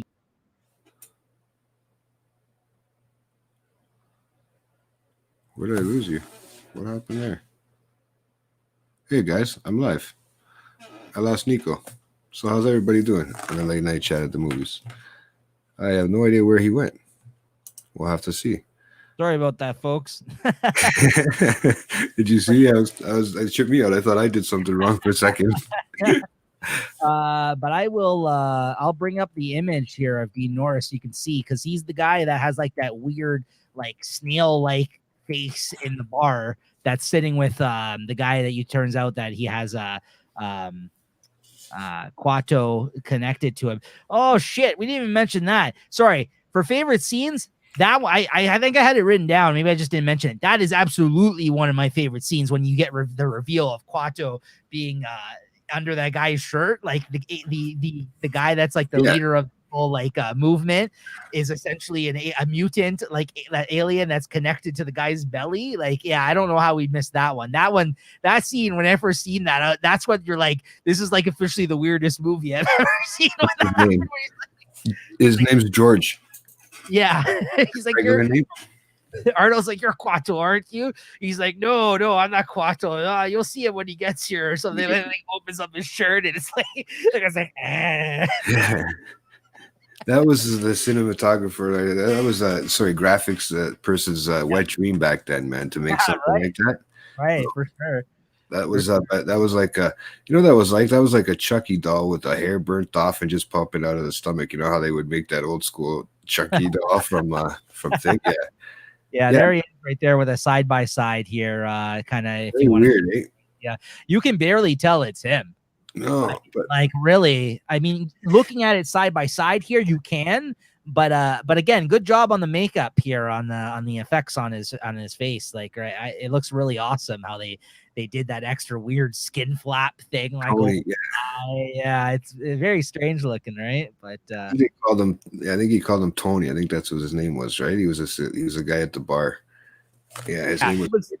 Yeah, he was one of the three people that sits with them at the bar the whole time. He's with the little girl at the end when like the glass breaks and they get the air back. He's standing there with the little girl. And, yeah, and he's one of the main guys that's in that bar scene all the time, sitting with Melina and. I think he's like their security kind of thing. Yeah. Because they're all like sort of like, I guess, hookers of some sort. What did you write down for this one? For that guy, well, I had him too, but I also had Ronnie Cox because I thought I knew him, and that's Cohagen, right? Yeah. And I thought I knew him, right? And he was in a few things. He was in RoboCop. Yeah. After when I looked it up, he was in True Detectives, so a season of True Detectives. Oh, I didn't see that. I didn't notice that on his credits. Okay, yeah. I know him though. I've seen him in other things for sure. Yeah. Yeah, I wasn't sure, like, you know what I mean, like where I had seen him from, but yeah, he when I looked it up and I started seeing all these things that he's actually done before, yeah, it kind of threw me off, right? So, but I knew I seen that face. He just looked younger. He still has the gray hair, even now, right to this day. Right. But yeah, he was in stuff with Eddie. He was in with Eddie Murphy in that Beverly Hills thing, like you said. Yep. Okay, so jumping ahead here once again, clutch performance. What do you have written down for this one, Jay? For my clutch performance, that's the where did I put that thing now? Guy that whenever he's on the screen, he knocks it out of the park. A character actor who like not only does that, but it's just really integral to the plot and to the story. Like without him, you can't really get the most out of the other actor, the main actor, like, or the story, right? Like who's that person to you in this movie? I think for that whole movie, I think it kind of breaks up to me with people. The only one that stays with him the whole movie is the villain following him, right? So Richter, right? So I think, yeah, right. And I wasn't sure what he does and like what he's actually done, but I knew I'd seen him too as well in other movies and other TV shows, right? He's done a lot. He's a Canadian actor. That's my answer. Is Michael Ironside. I think without him, he is really the main villain in this film. I know Cohagen, again, we talked about, is the one who's like telling him what to do. He's the thorn in Arnold's side throughout the chasing of him in this whole movie, right? So I got to give it to Michael Ironside. Yeah, because he was the one in the complete whole movie. I mean, like you can't pick Sharon Stone because she was in it, like you said, for a bit. Yeah. Elena was in it for a bit. The taxi cab driver was in it for a bit. Each of them had their own little part. But yeah, I mean, not enough to be that one guy that was just that thorn in that side the whole time, right? Yep. Right, kind of running everything, Michael Ironside is Richter for sure. That's my answer as well. Yeah, I think, yeah. There's not really many other things you could people you can mention, I think, for this category on that one. Yeah, he was in Scanners, sci-fi film like in the early 80s prior to this, and as Arv, who was in the chat earlier this episode, had mentioned Verhoeven, who also did Starship Troopers. He was a character in Starship Troopers as well. If you've ever seen that. Yeah, he's a Canadian actor, which I never knew until I looked up his profile and studying for this a bit. And yeah, he's done a lot of other things. Again, like a lot of TV work, and he's done some voice work as well, and some Marvel cartoons actually as well. So yeah, he's done a lot. I mean, if you look at his profile, he's still a working actor to this day. It looks like so. Yeah. Yeah. Because he looks familiar. He looks like he could be in some sort of like mobs, like you said, maybe mob style series or TV crime series style stuff. He's got that face. Mhm. I don't know. I feel like I've seen him in that kind of stuff, right? I don't know. I'd have to check up again myself personally and see what shows I watched with him. But right, so Okay, where are we at now? I know we jumped ahead with those categories. Let's go back to let's leave who won the movie and career peak for last. What's aged the best? I guess you mentioned that one first, the last category. So I'll go ahead here. Mine is Three Boob Lady. Because I think everyone still talks about that. I think that's aged very well for something that I guess people could find like stupid nowadays, but I think it was pretty funny and obviously made an impression on a lot of people. So I got to say that aged well. I still think it's funny. The special effects and makeup for its time I've put here as well. I think it was very well done. And I think it's aged well to the point where, yeah, some stuff you look at, you may not think is as impressive as like the effects they can do with CGI or something like that. But like I said, it's got a certain charm to it, and I still think it holds up. I think it's still pretty good, some of the effects in this movie. So I got to give it to the effects in this and the makeup on this. And how jacked Arnold is here. It's held up very well. He's this peak Arnold, very jacked at this point, and the names. The names in this movie are just hilarious. Just like, again, alpha male crazy action movie names, and that again, an ongoing theme in a lot of Arnold's films were just these wacky characters that they would come up with, right? I mean, Predator, his name is Dutch, right? I mean, that's more in line. It makes a little bit more sense because he's like an army guy in that. But as you go on, there's the movie End of Days. There's a character in that movie called Thomas Aquinas. Like all these weird names in these films that they Hauser and Cohake. It kills me every time when you say that word. Hauser. I keep thinking of him saying it. Yeah. Howdy Hauser. Yeah. Hauser. Go ahead. What aged well for you, Jay? Well, I said the graphics too, like stuff like the makeup stuff, the gunshot wounds. I thought they were cool, man. Even though they're not, like I said, they're not the most realistic things, but yeah, they were cool. And just the blood and stuff that came off, like you don't get too much movies where they're just painting everybody with blood to kind of disguise some of the effects that they're doing, right? Yeah.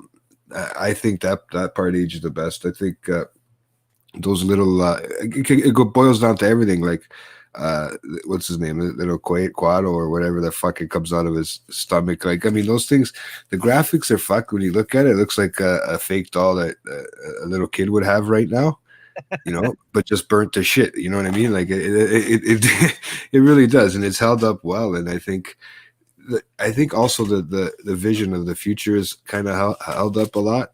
You know what I mean? Maybe, like I said, graphic wise,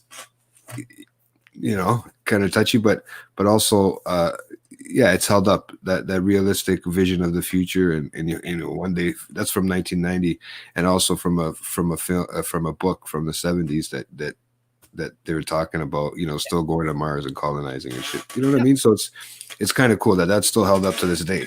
And we're on our way. I was about to say something that's actually slowly becoming a reality right now, right? That's something we are working towards. They have a team right now that is looking to colonize Mars or try to make life on Mars, right? An actual reality. So it's always something that we've had in mind, right? Because obviously as a race, you always want to think of civilization like taking it to the next level and surviving, right? So that's and going back to what we even mentioned earlier, and I guess that's a lot of the genius of Philip K. Dick, the science fiction writer, is based. That's why you have these ideas that probably stand the test of time to this day, because in popular culture, and not only in popular culture, that have moved over to actual real life, right? Like it's because like these are things we dreamed of and we didn't think possible. And as time went on, these people, these scientists and stuff like that, you don't think they were fans of science fiction like that stuff back in the day, right? Like a lot of the things like you mentioned, even on the old Star Treks, that they've modernized and they actually thought of, like with the video calling and all this kind of stuff, that has become reality nowadays. Yeah. So it is interesting. I think that's what's fun about sci-fi at this time, is them envisioning the future. Some things which I'll get into right now with worst topics yet. The worst did not stand the test of time, and it's like, what the hell were they going for here? But that actually makes it fun as well, like funny to see. But so yeah, if you want to go ahead, if you want to get into what's aged the worst for you, you can mention that next. The Cars in 2000, what is it, 2086? Yeah, I have the Cars too. They look so bad. Mine's like fucking 20 years old, and it's more aerodynamic than that. You know what I mean? I think they just put like wood or like cardboard cutouts over the cars in this film, eh? Like it looks like it looks bad. Like, but that's something, again, a lot of old films like science fiction, they get really badly done, is the cars. Yeah, they didn't just build the DeLorean for that movie. I had the Cars. I swear to God, what's aged the worst? Yeah, they look horrible. They look horrible. They're so boxy and like, what is this? Like what do you think? One of my other things is going to be for that topic that I noticed that I noticed was pretty fucking didn't age really well, and I'm sitting and using one right now. Oh. The chair? No, not the chair. Yeah, I guess you can hear. That chair hasn't aged very well. I'll give you that. It was squeaking around back there. What are you sitting on? Not sitting on. I said what I'm looking at and using right now is the laptop. Oh, the screens. Yeah, I have laptop that he pulled out. That was this. Like, come on, dude. It's 2086 or something like that. 2089. Yeah. I wrote down.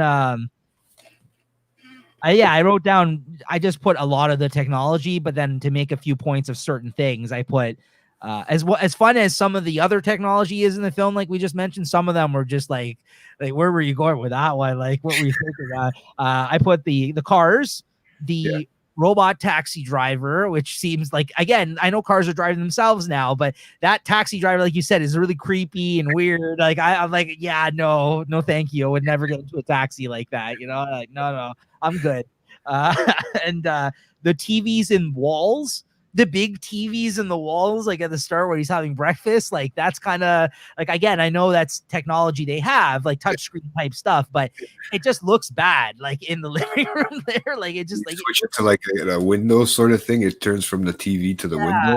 I don't know. Like, it looks stupid. And I put the X-rays at the airport. That scene is so bad. Where he's like running with a gun, and he's like, and then like the other skeletons come to the screen, and he like busts out. He like crashes through. It's just like it's animated, bro. That scene looks like animation. Like they just animated skeletons with the guns that are like running in. I'm just like, I think they have to, because it didn't look. I was wondering the same thing. I wonder if that was an actual screen where he was jumping out of, and it looked like him. Yeah. But no, I think it was just an animated screen. Back behind that screen, he wasn't probably not even making those moves. He was just getting ready to jump out a certain way. It just looked bad. Yeah, the whole idea, right? I mean, anyways, yeah, that's cool. It's kind of cool too at the same time, right? Like I said, it's entertaining. It's not like I'm not sitting there groaning, but since we have this category, I had to put something. So I'm like, and if we were kids, we would have thought that was cool. Like, oh my god, that's actual X-rays. You can see somebody with, like, fuck, holy fuck. But no, you can. You can obviously see that personally. But I like the idea of it, but I think that's one part of the film that would have actually did better with CGI technology at that time, right? Like, it just if I could see that today, like I wonder if they recreated that scene in the new movie. I'd be curious about that, because if they did that now, I think that would play a lot better now than it did then, right? I just watching it now, I was just like, yeah, this is corny. That part I was just like, oh, okay, that's I can't get with them on that one. The X-ray part bugged me a bit, to be fair. I was like, I don't know. What else do we got here? Do you have anything else written down for this category, or was that it? Yeah, like the electronics too, like you said, because a lot of that stuff is realistic now, right? I mean, so that stuff, it's hard. It really the payphone that was there, like I mean, there's a lot of that stuff that. Oh, yeah. There's a lot of that stuff that's already around now, so we know it's already been surpassed that movie. So it's kind of hard to like what age to where. That's why it's easy to kind of pick that stuff out. Sorry, the other thing I had written down was something I mentioned earlier, was the turban wrap scene. That there's a scene where and there's a scene, guys, that he gets told to wrap something around his head, like a wet towel, to basically, I guess, throw them off of them tracking him or something. Yeah. Right? But this is before when he gets told by himself essentially to go and take that thing out of his nose, the tracking device. So, so he takes a wet towel and wraps it around his head, but it kind of looks like he's wearing like a headpiece, like a turban after it, right? And okay, maybe that's just me reading into it too much. Maybe it's just that's it doesn't actually look like that. Then, as Jay mentioned earlier, when the woman tells him off in the street after he grabs the briefcase, there's a whole like he's like a Shaw or something. You know what I mean? Like I'm like, why is he like? He did like this too. I think he had his hands crossed. Yeah, yeah, he didn't do like one of these. Like he did, essentially like this. Like he's a tourist or something. So like. Who is just like that's his luggage, you know what I mean? Like I don't know, man. I was just like, it doesn't sit well right now. Like this is kind of borderline racist. This part here, like I don't know if that was a character choice of Arnold or like I'm like because at first I'm like maybe I'm just thinking too much into this, and then he did that. I forgot about that scene. And I was like, oh, I don't know. Yeah, exactly. I don't know. That's a rough one. Yeah, that's something that's like, does it? I'm just glad you also noticed it, so I'm not the only one like just hanging out. Hilarious. I honestly thought it was hilarious. I'm sorry if anybody thinks I'm racist or whatever, but not than that. It's just a film, right? No, of course. Yeah. Seeing Arnold like that is funny, though. Funny, that's what it is. He looks ridiculous in this towel. He got this crazy Jack dude running around in the future, the towel wrapped around his head.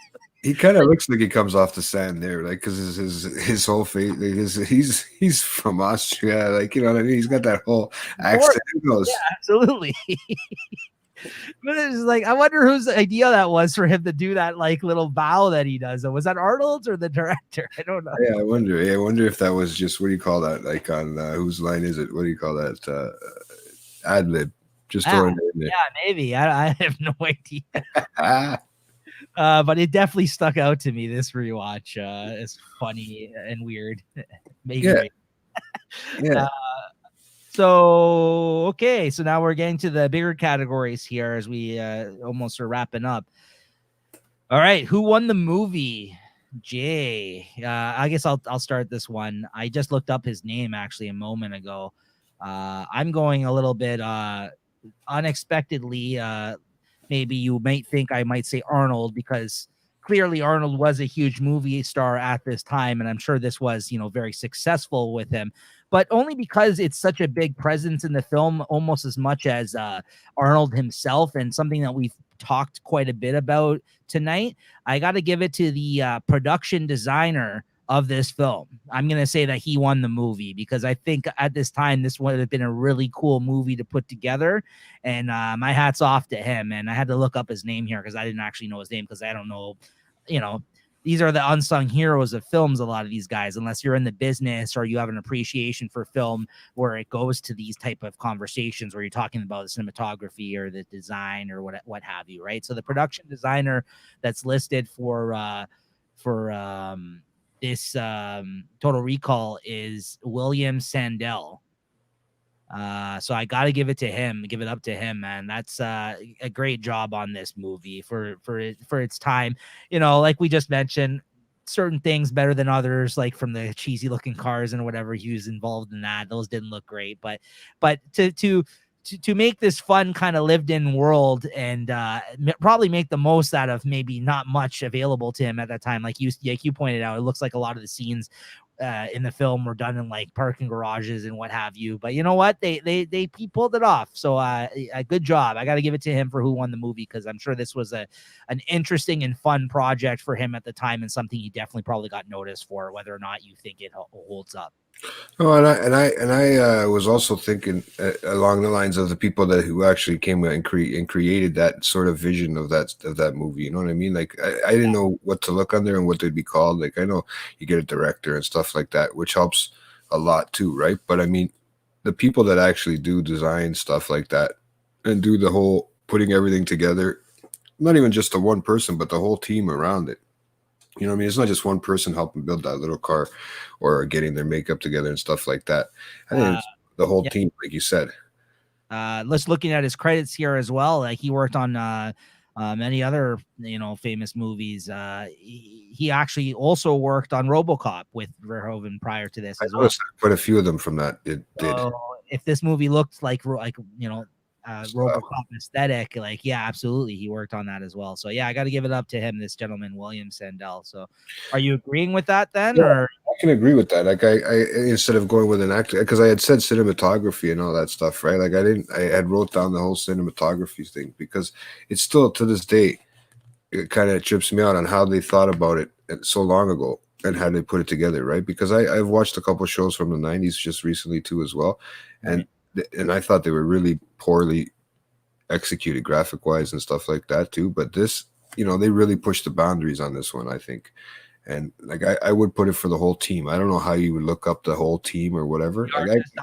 Of this team, the team, our design team of this, the production design team of this film. The whole film, because they had to do a lot of work. Okay, I understand that a lot of it looks like it was filmed in a parking garage.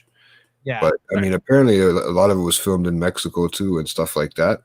And a lot of them got sick, except for Arnold, because he was getting his stuff catered in or something like that. There was a thing I read about that when I was going through it. So you know what I mean? Like they all put their effort into it and getting this stuff ready to make it look like Mercy.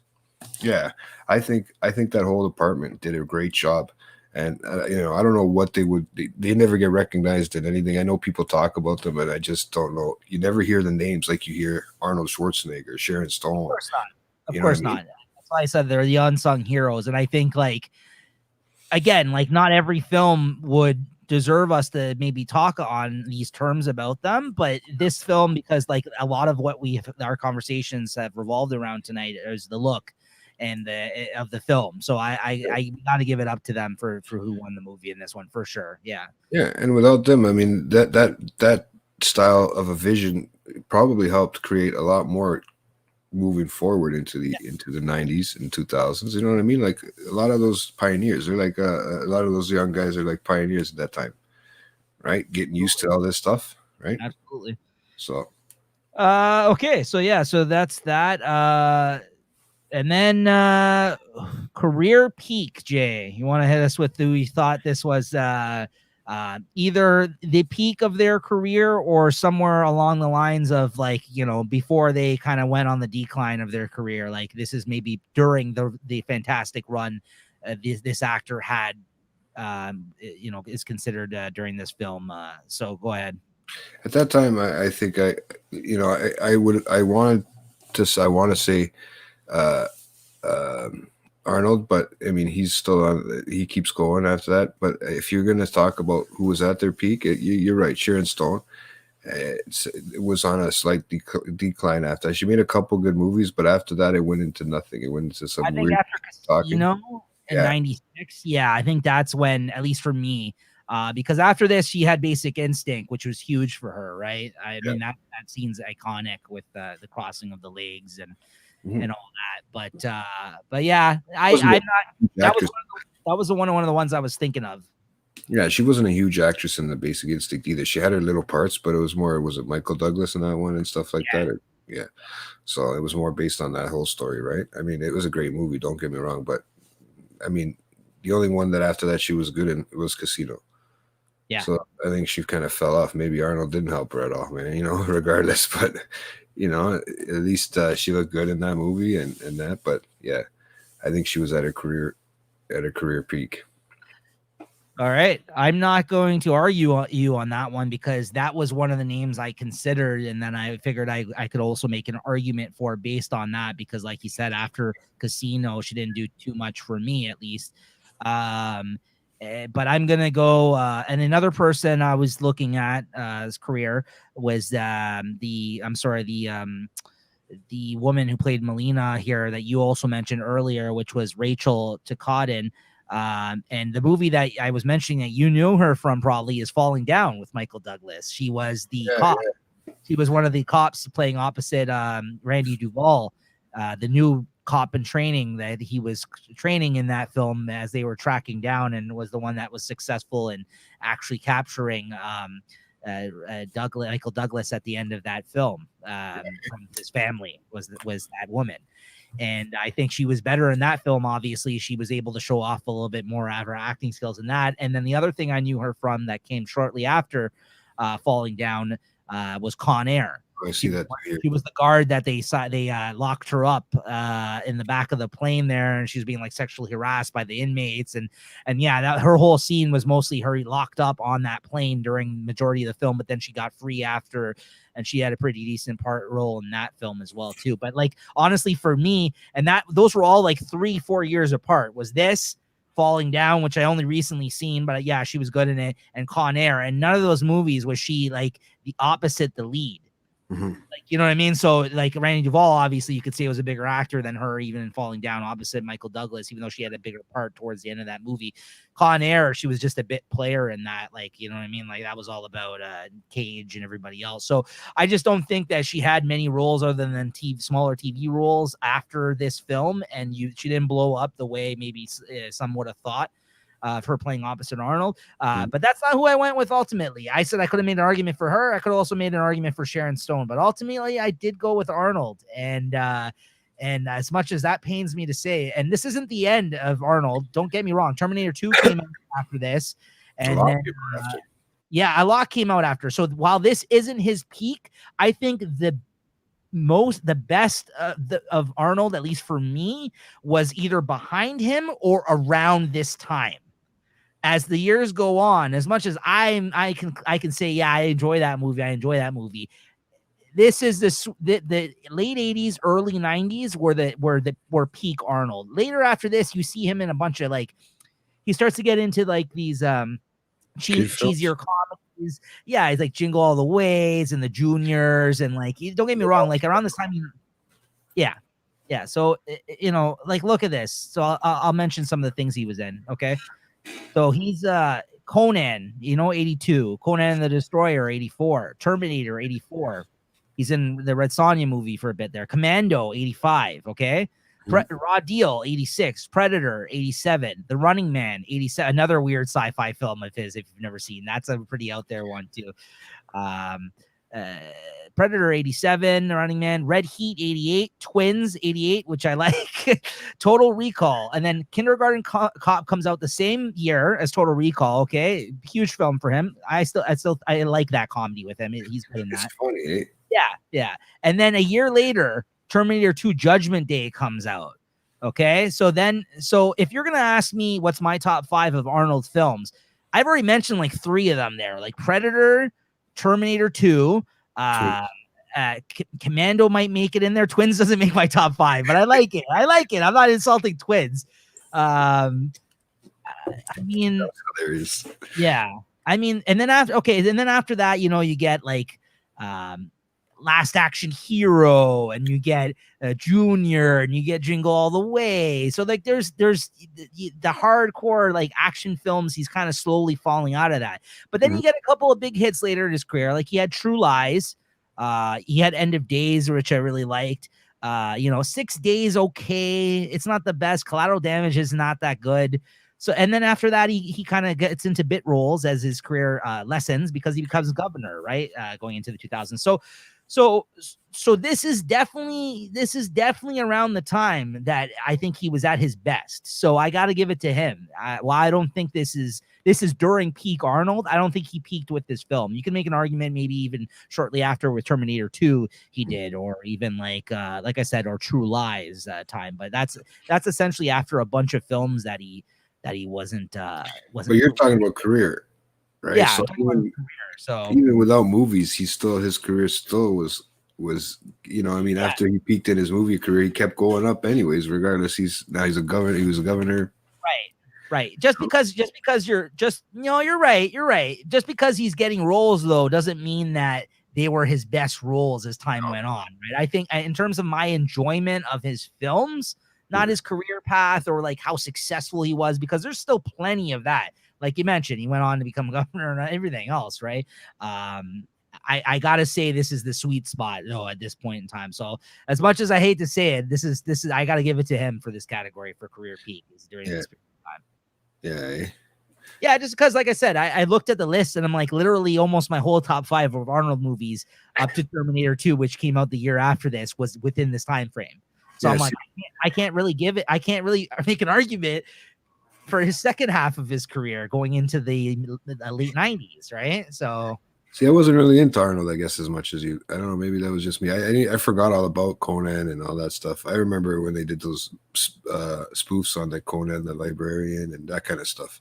Was that I forget where that was on, Conan the Librarian, and it's just weird. Like SNL skits, I think they were, but yeah, but no, I didn't know he had. I forgot all about like I mean, I knew Terminator, the first one, came out before, but I forgot about, what'd you say, Commando and those ones there, right? Yeah, Commando was awesome. Predator, like that's.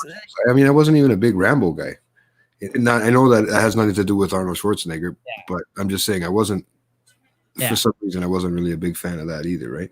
Yeah. Well, yeah, that was this period too. I mean, like I said, Stallone was the other big action star of his time, right? Buff, yeah, it had to be the American Buff or whatever. Him and Arnold have had a friendly, competitive thing between them as friends to this day, right? That's why when he did the Expendables, Stallone invited Arnold. He was in that movie for a huge movie. Right. Expendables, they did 3 of them, didn't they? Like that was a success because it was like literally every action star was in those movies. That's why those were very successful movies for them. I don't think they're the best movies, but it's very successful movies. Yeah, absolutely. We got to get into voiceovers, bro. That's what we're doing wrong. Yeah, okay. Well, that's it for the bigger categories here, I would say. What do we have here left? I think we just got unanswerable questions and any other comments about the film overall. Otherwise, I think we pretty much covered it all, right? So yeah, do you have any unanswerable questions? I think I only got the one. I got was it real or fake?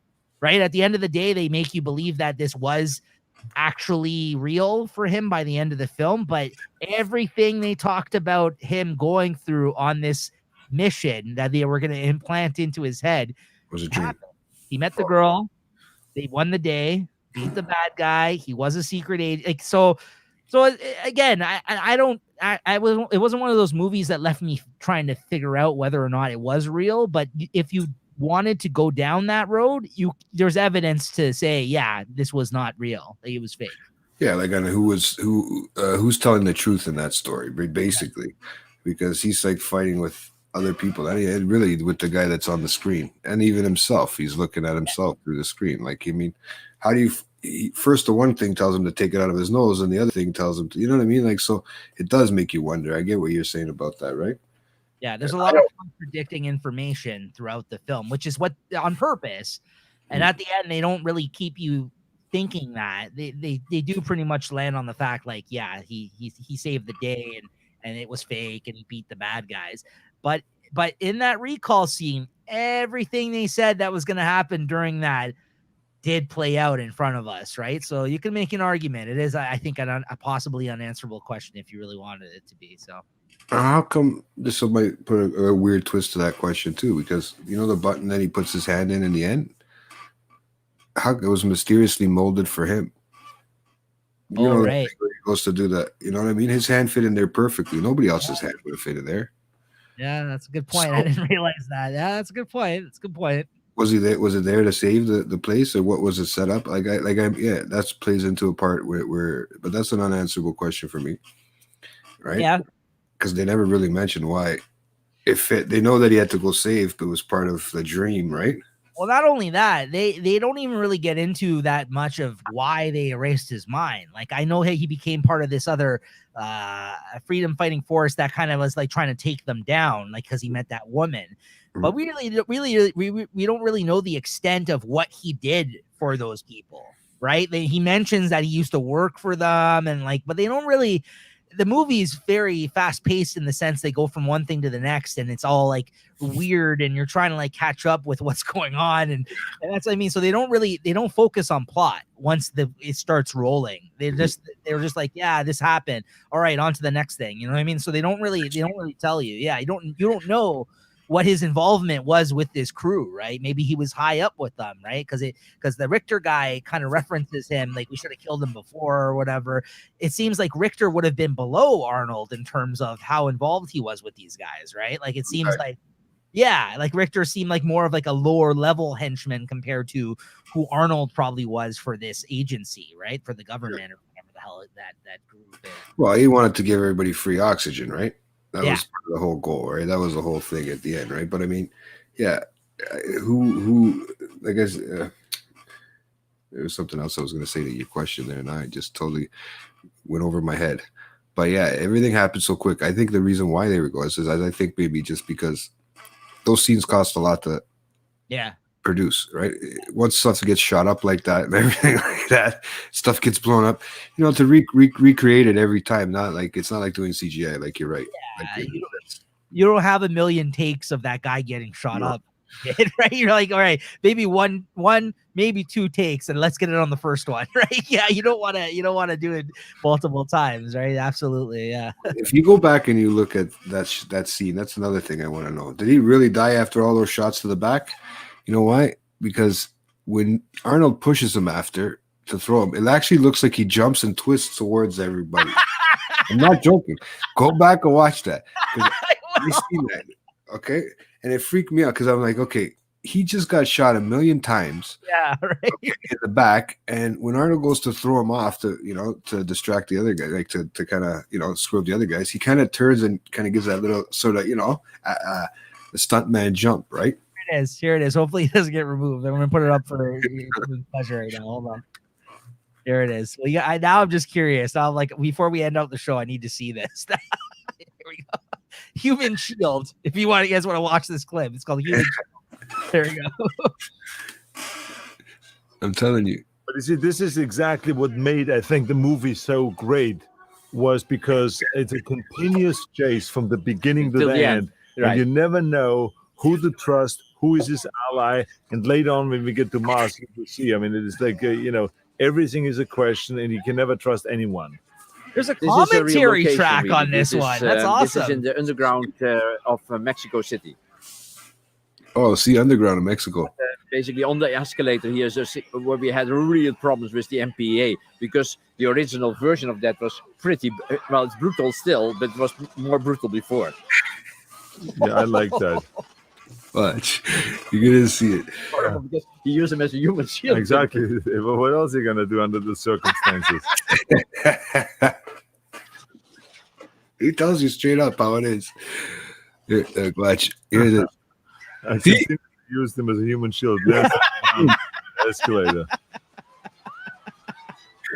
And Arnold's still laughing. He's like, "Yeah, what else are you gonna do?" That accent hasn't changed. That must have been from the commentary track on the Blu-ray or something. I didn't watch that, but yeah, that's awesome. I'm gonna have to rewatch this movie with Arnold. Arnold's talking with the director there. That's the director. Him and the director talking. That's awesome.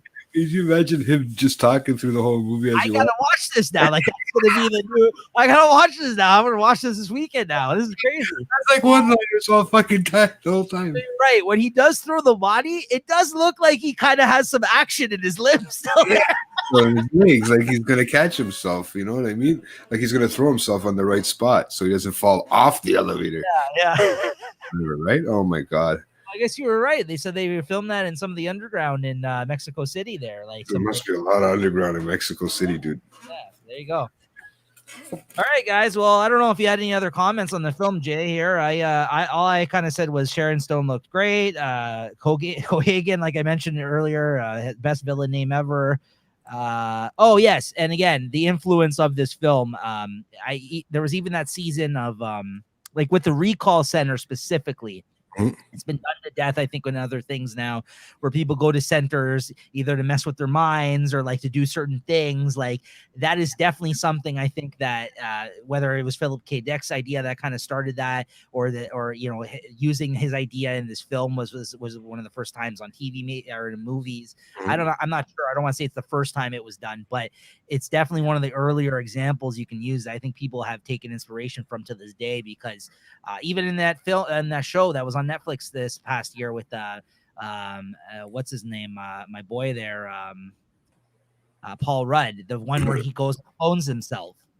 There's like a cloning place that's like Recall, where it's like, oh, you do not enjoy your life? Is it in a rut? Blah, blah, blah. Well, come to this cloning place and we'll clone your body and make the best person example of that person. It's exactly like Recall in a sense, right? Future, bro. Yeah. And you've seen lots of other things. You've seen lots of other things adopt this idea as well. Like having you go to a center that in Black Mirror, they've done it. You've seen this in Black Mirror, right? This kind of thing with a center that's meant to enhance you somehow, or like give you some sort of experience through machines or science, some sort, right? Yeah. So I just think that seeing this movie today, it definitely reminded me of those themes that we've seen in other types of mediums since then, right? So definitely was influential. Yeah, absolutely. For everybody, right? Like, I mean, it wasn't good, funny and enjoyable, even though corny, but it was still funny because if you're those were actually a lot of action scenes, and when you can laugh at action scenes like that with blood and guts just because of the way it's performed, it's great. It'll always make you remember it, right? Yeah, absolutely. Anything else then you need to add, or no? That actually did that pretty much got everything that I kind of wanted to ask you, right? Okay. As always, I'm surprised we actually just talked over 2 hours about this film. I thought this may have been one of our shorter episodes, but here we are. But at least I know I probably had majority to say on this one, just because like I said, my love for Arnold is big, definitely during this period of time, and I would be open to even watching other films of his somewhere down the road on this show. So. I haven't really. I was trying to think of a movie for the next one, but I haven't really thought of anything off the top of my head. Like, I know you want to do some older stuff and to rewatch some older stuff, and I'm trying to think of something that I liked when I was younger. And how much shit I watched, it pushes out a lot of the stuff that I've already watched. You know, and I don't know why I don't have that storage capacity in this thing. You would think so with a head this big, right? That I could think of it. I didn't honestly think of it during this last week, just to kind of figure out. I forgot it was that. Even though you made this, I just totally forgot I had to come up with a movie. But if we want to wait, and I can announce it another day. And check us out on our weekly live episodes on Mondays at 8 p.m. on Late Night Chat. We'll promote it there. We'll mention it when we do decide it then, since Jay isn't positive at this point. But I did want to make sure to give him the opportunity to pick for the next one, because this was my pick this time around. So let's stay tuned for what our next movie will be next month. If you like this movie, leave something you thought about it in the comments. I'm always interested to hear what you guys have to say, or let us know what you thought of this episode, this show. If there's any other categories we should add or get rid of, things that you don't like us discussing, let us know, because this is always a work in progress. I feel hopefully me and Jay have gotten better at talking and analyzing and doing deep depth conversations on these films. I think we're doing them a little bit more justice than when we first kind of started out. This is definitely a different thing for both of us to do than we're used to. So just talking shit. It's hard to when you have to pick apart movies. So I'm used to just talking shit. But it's been fun. I always enjoy these conversations, and it's always a fun time. And look forward to our episode next month, guys. And make sure you're subscribed and like the video, hit that thumbs up. And thanks for tuning in. If you check this out once again. Yeah, I'm gonna try to think of a serial killer one. So don't you worry, something scary enough for people out there. Right. Not too gruesome, but something that you're gonna have to do the thinking in. Don't you? I'll find something great. All right, there you go. Way to tease everybody, Jay. All right. No worries. All right, guys. We'll see you guys next time.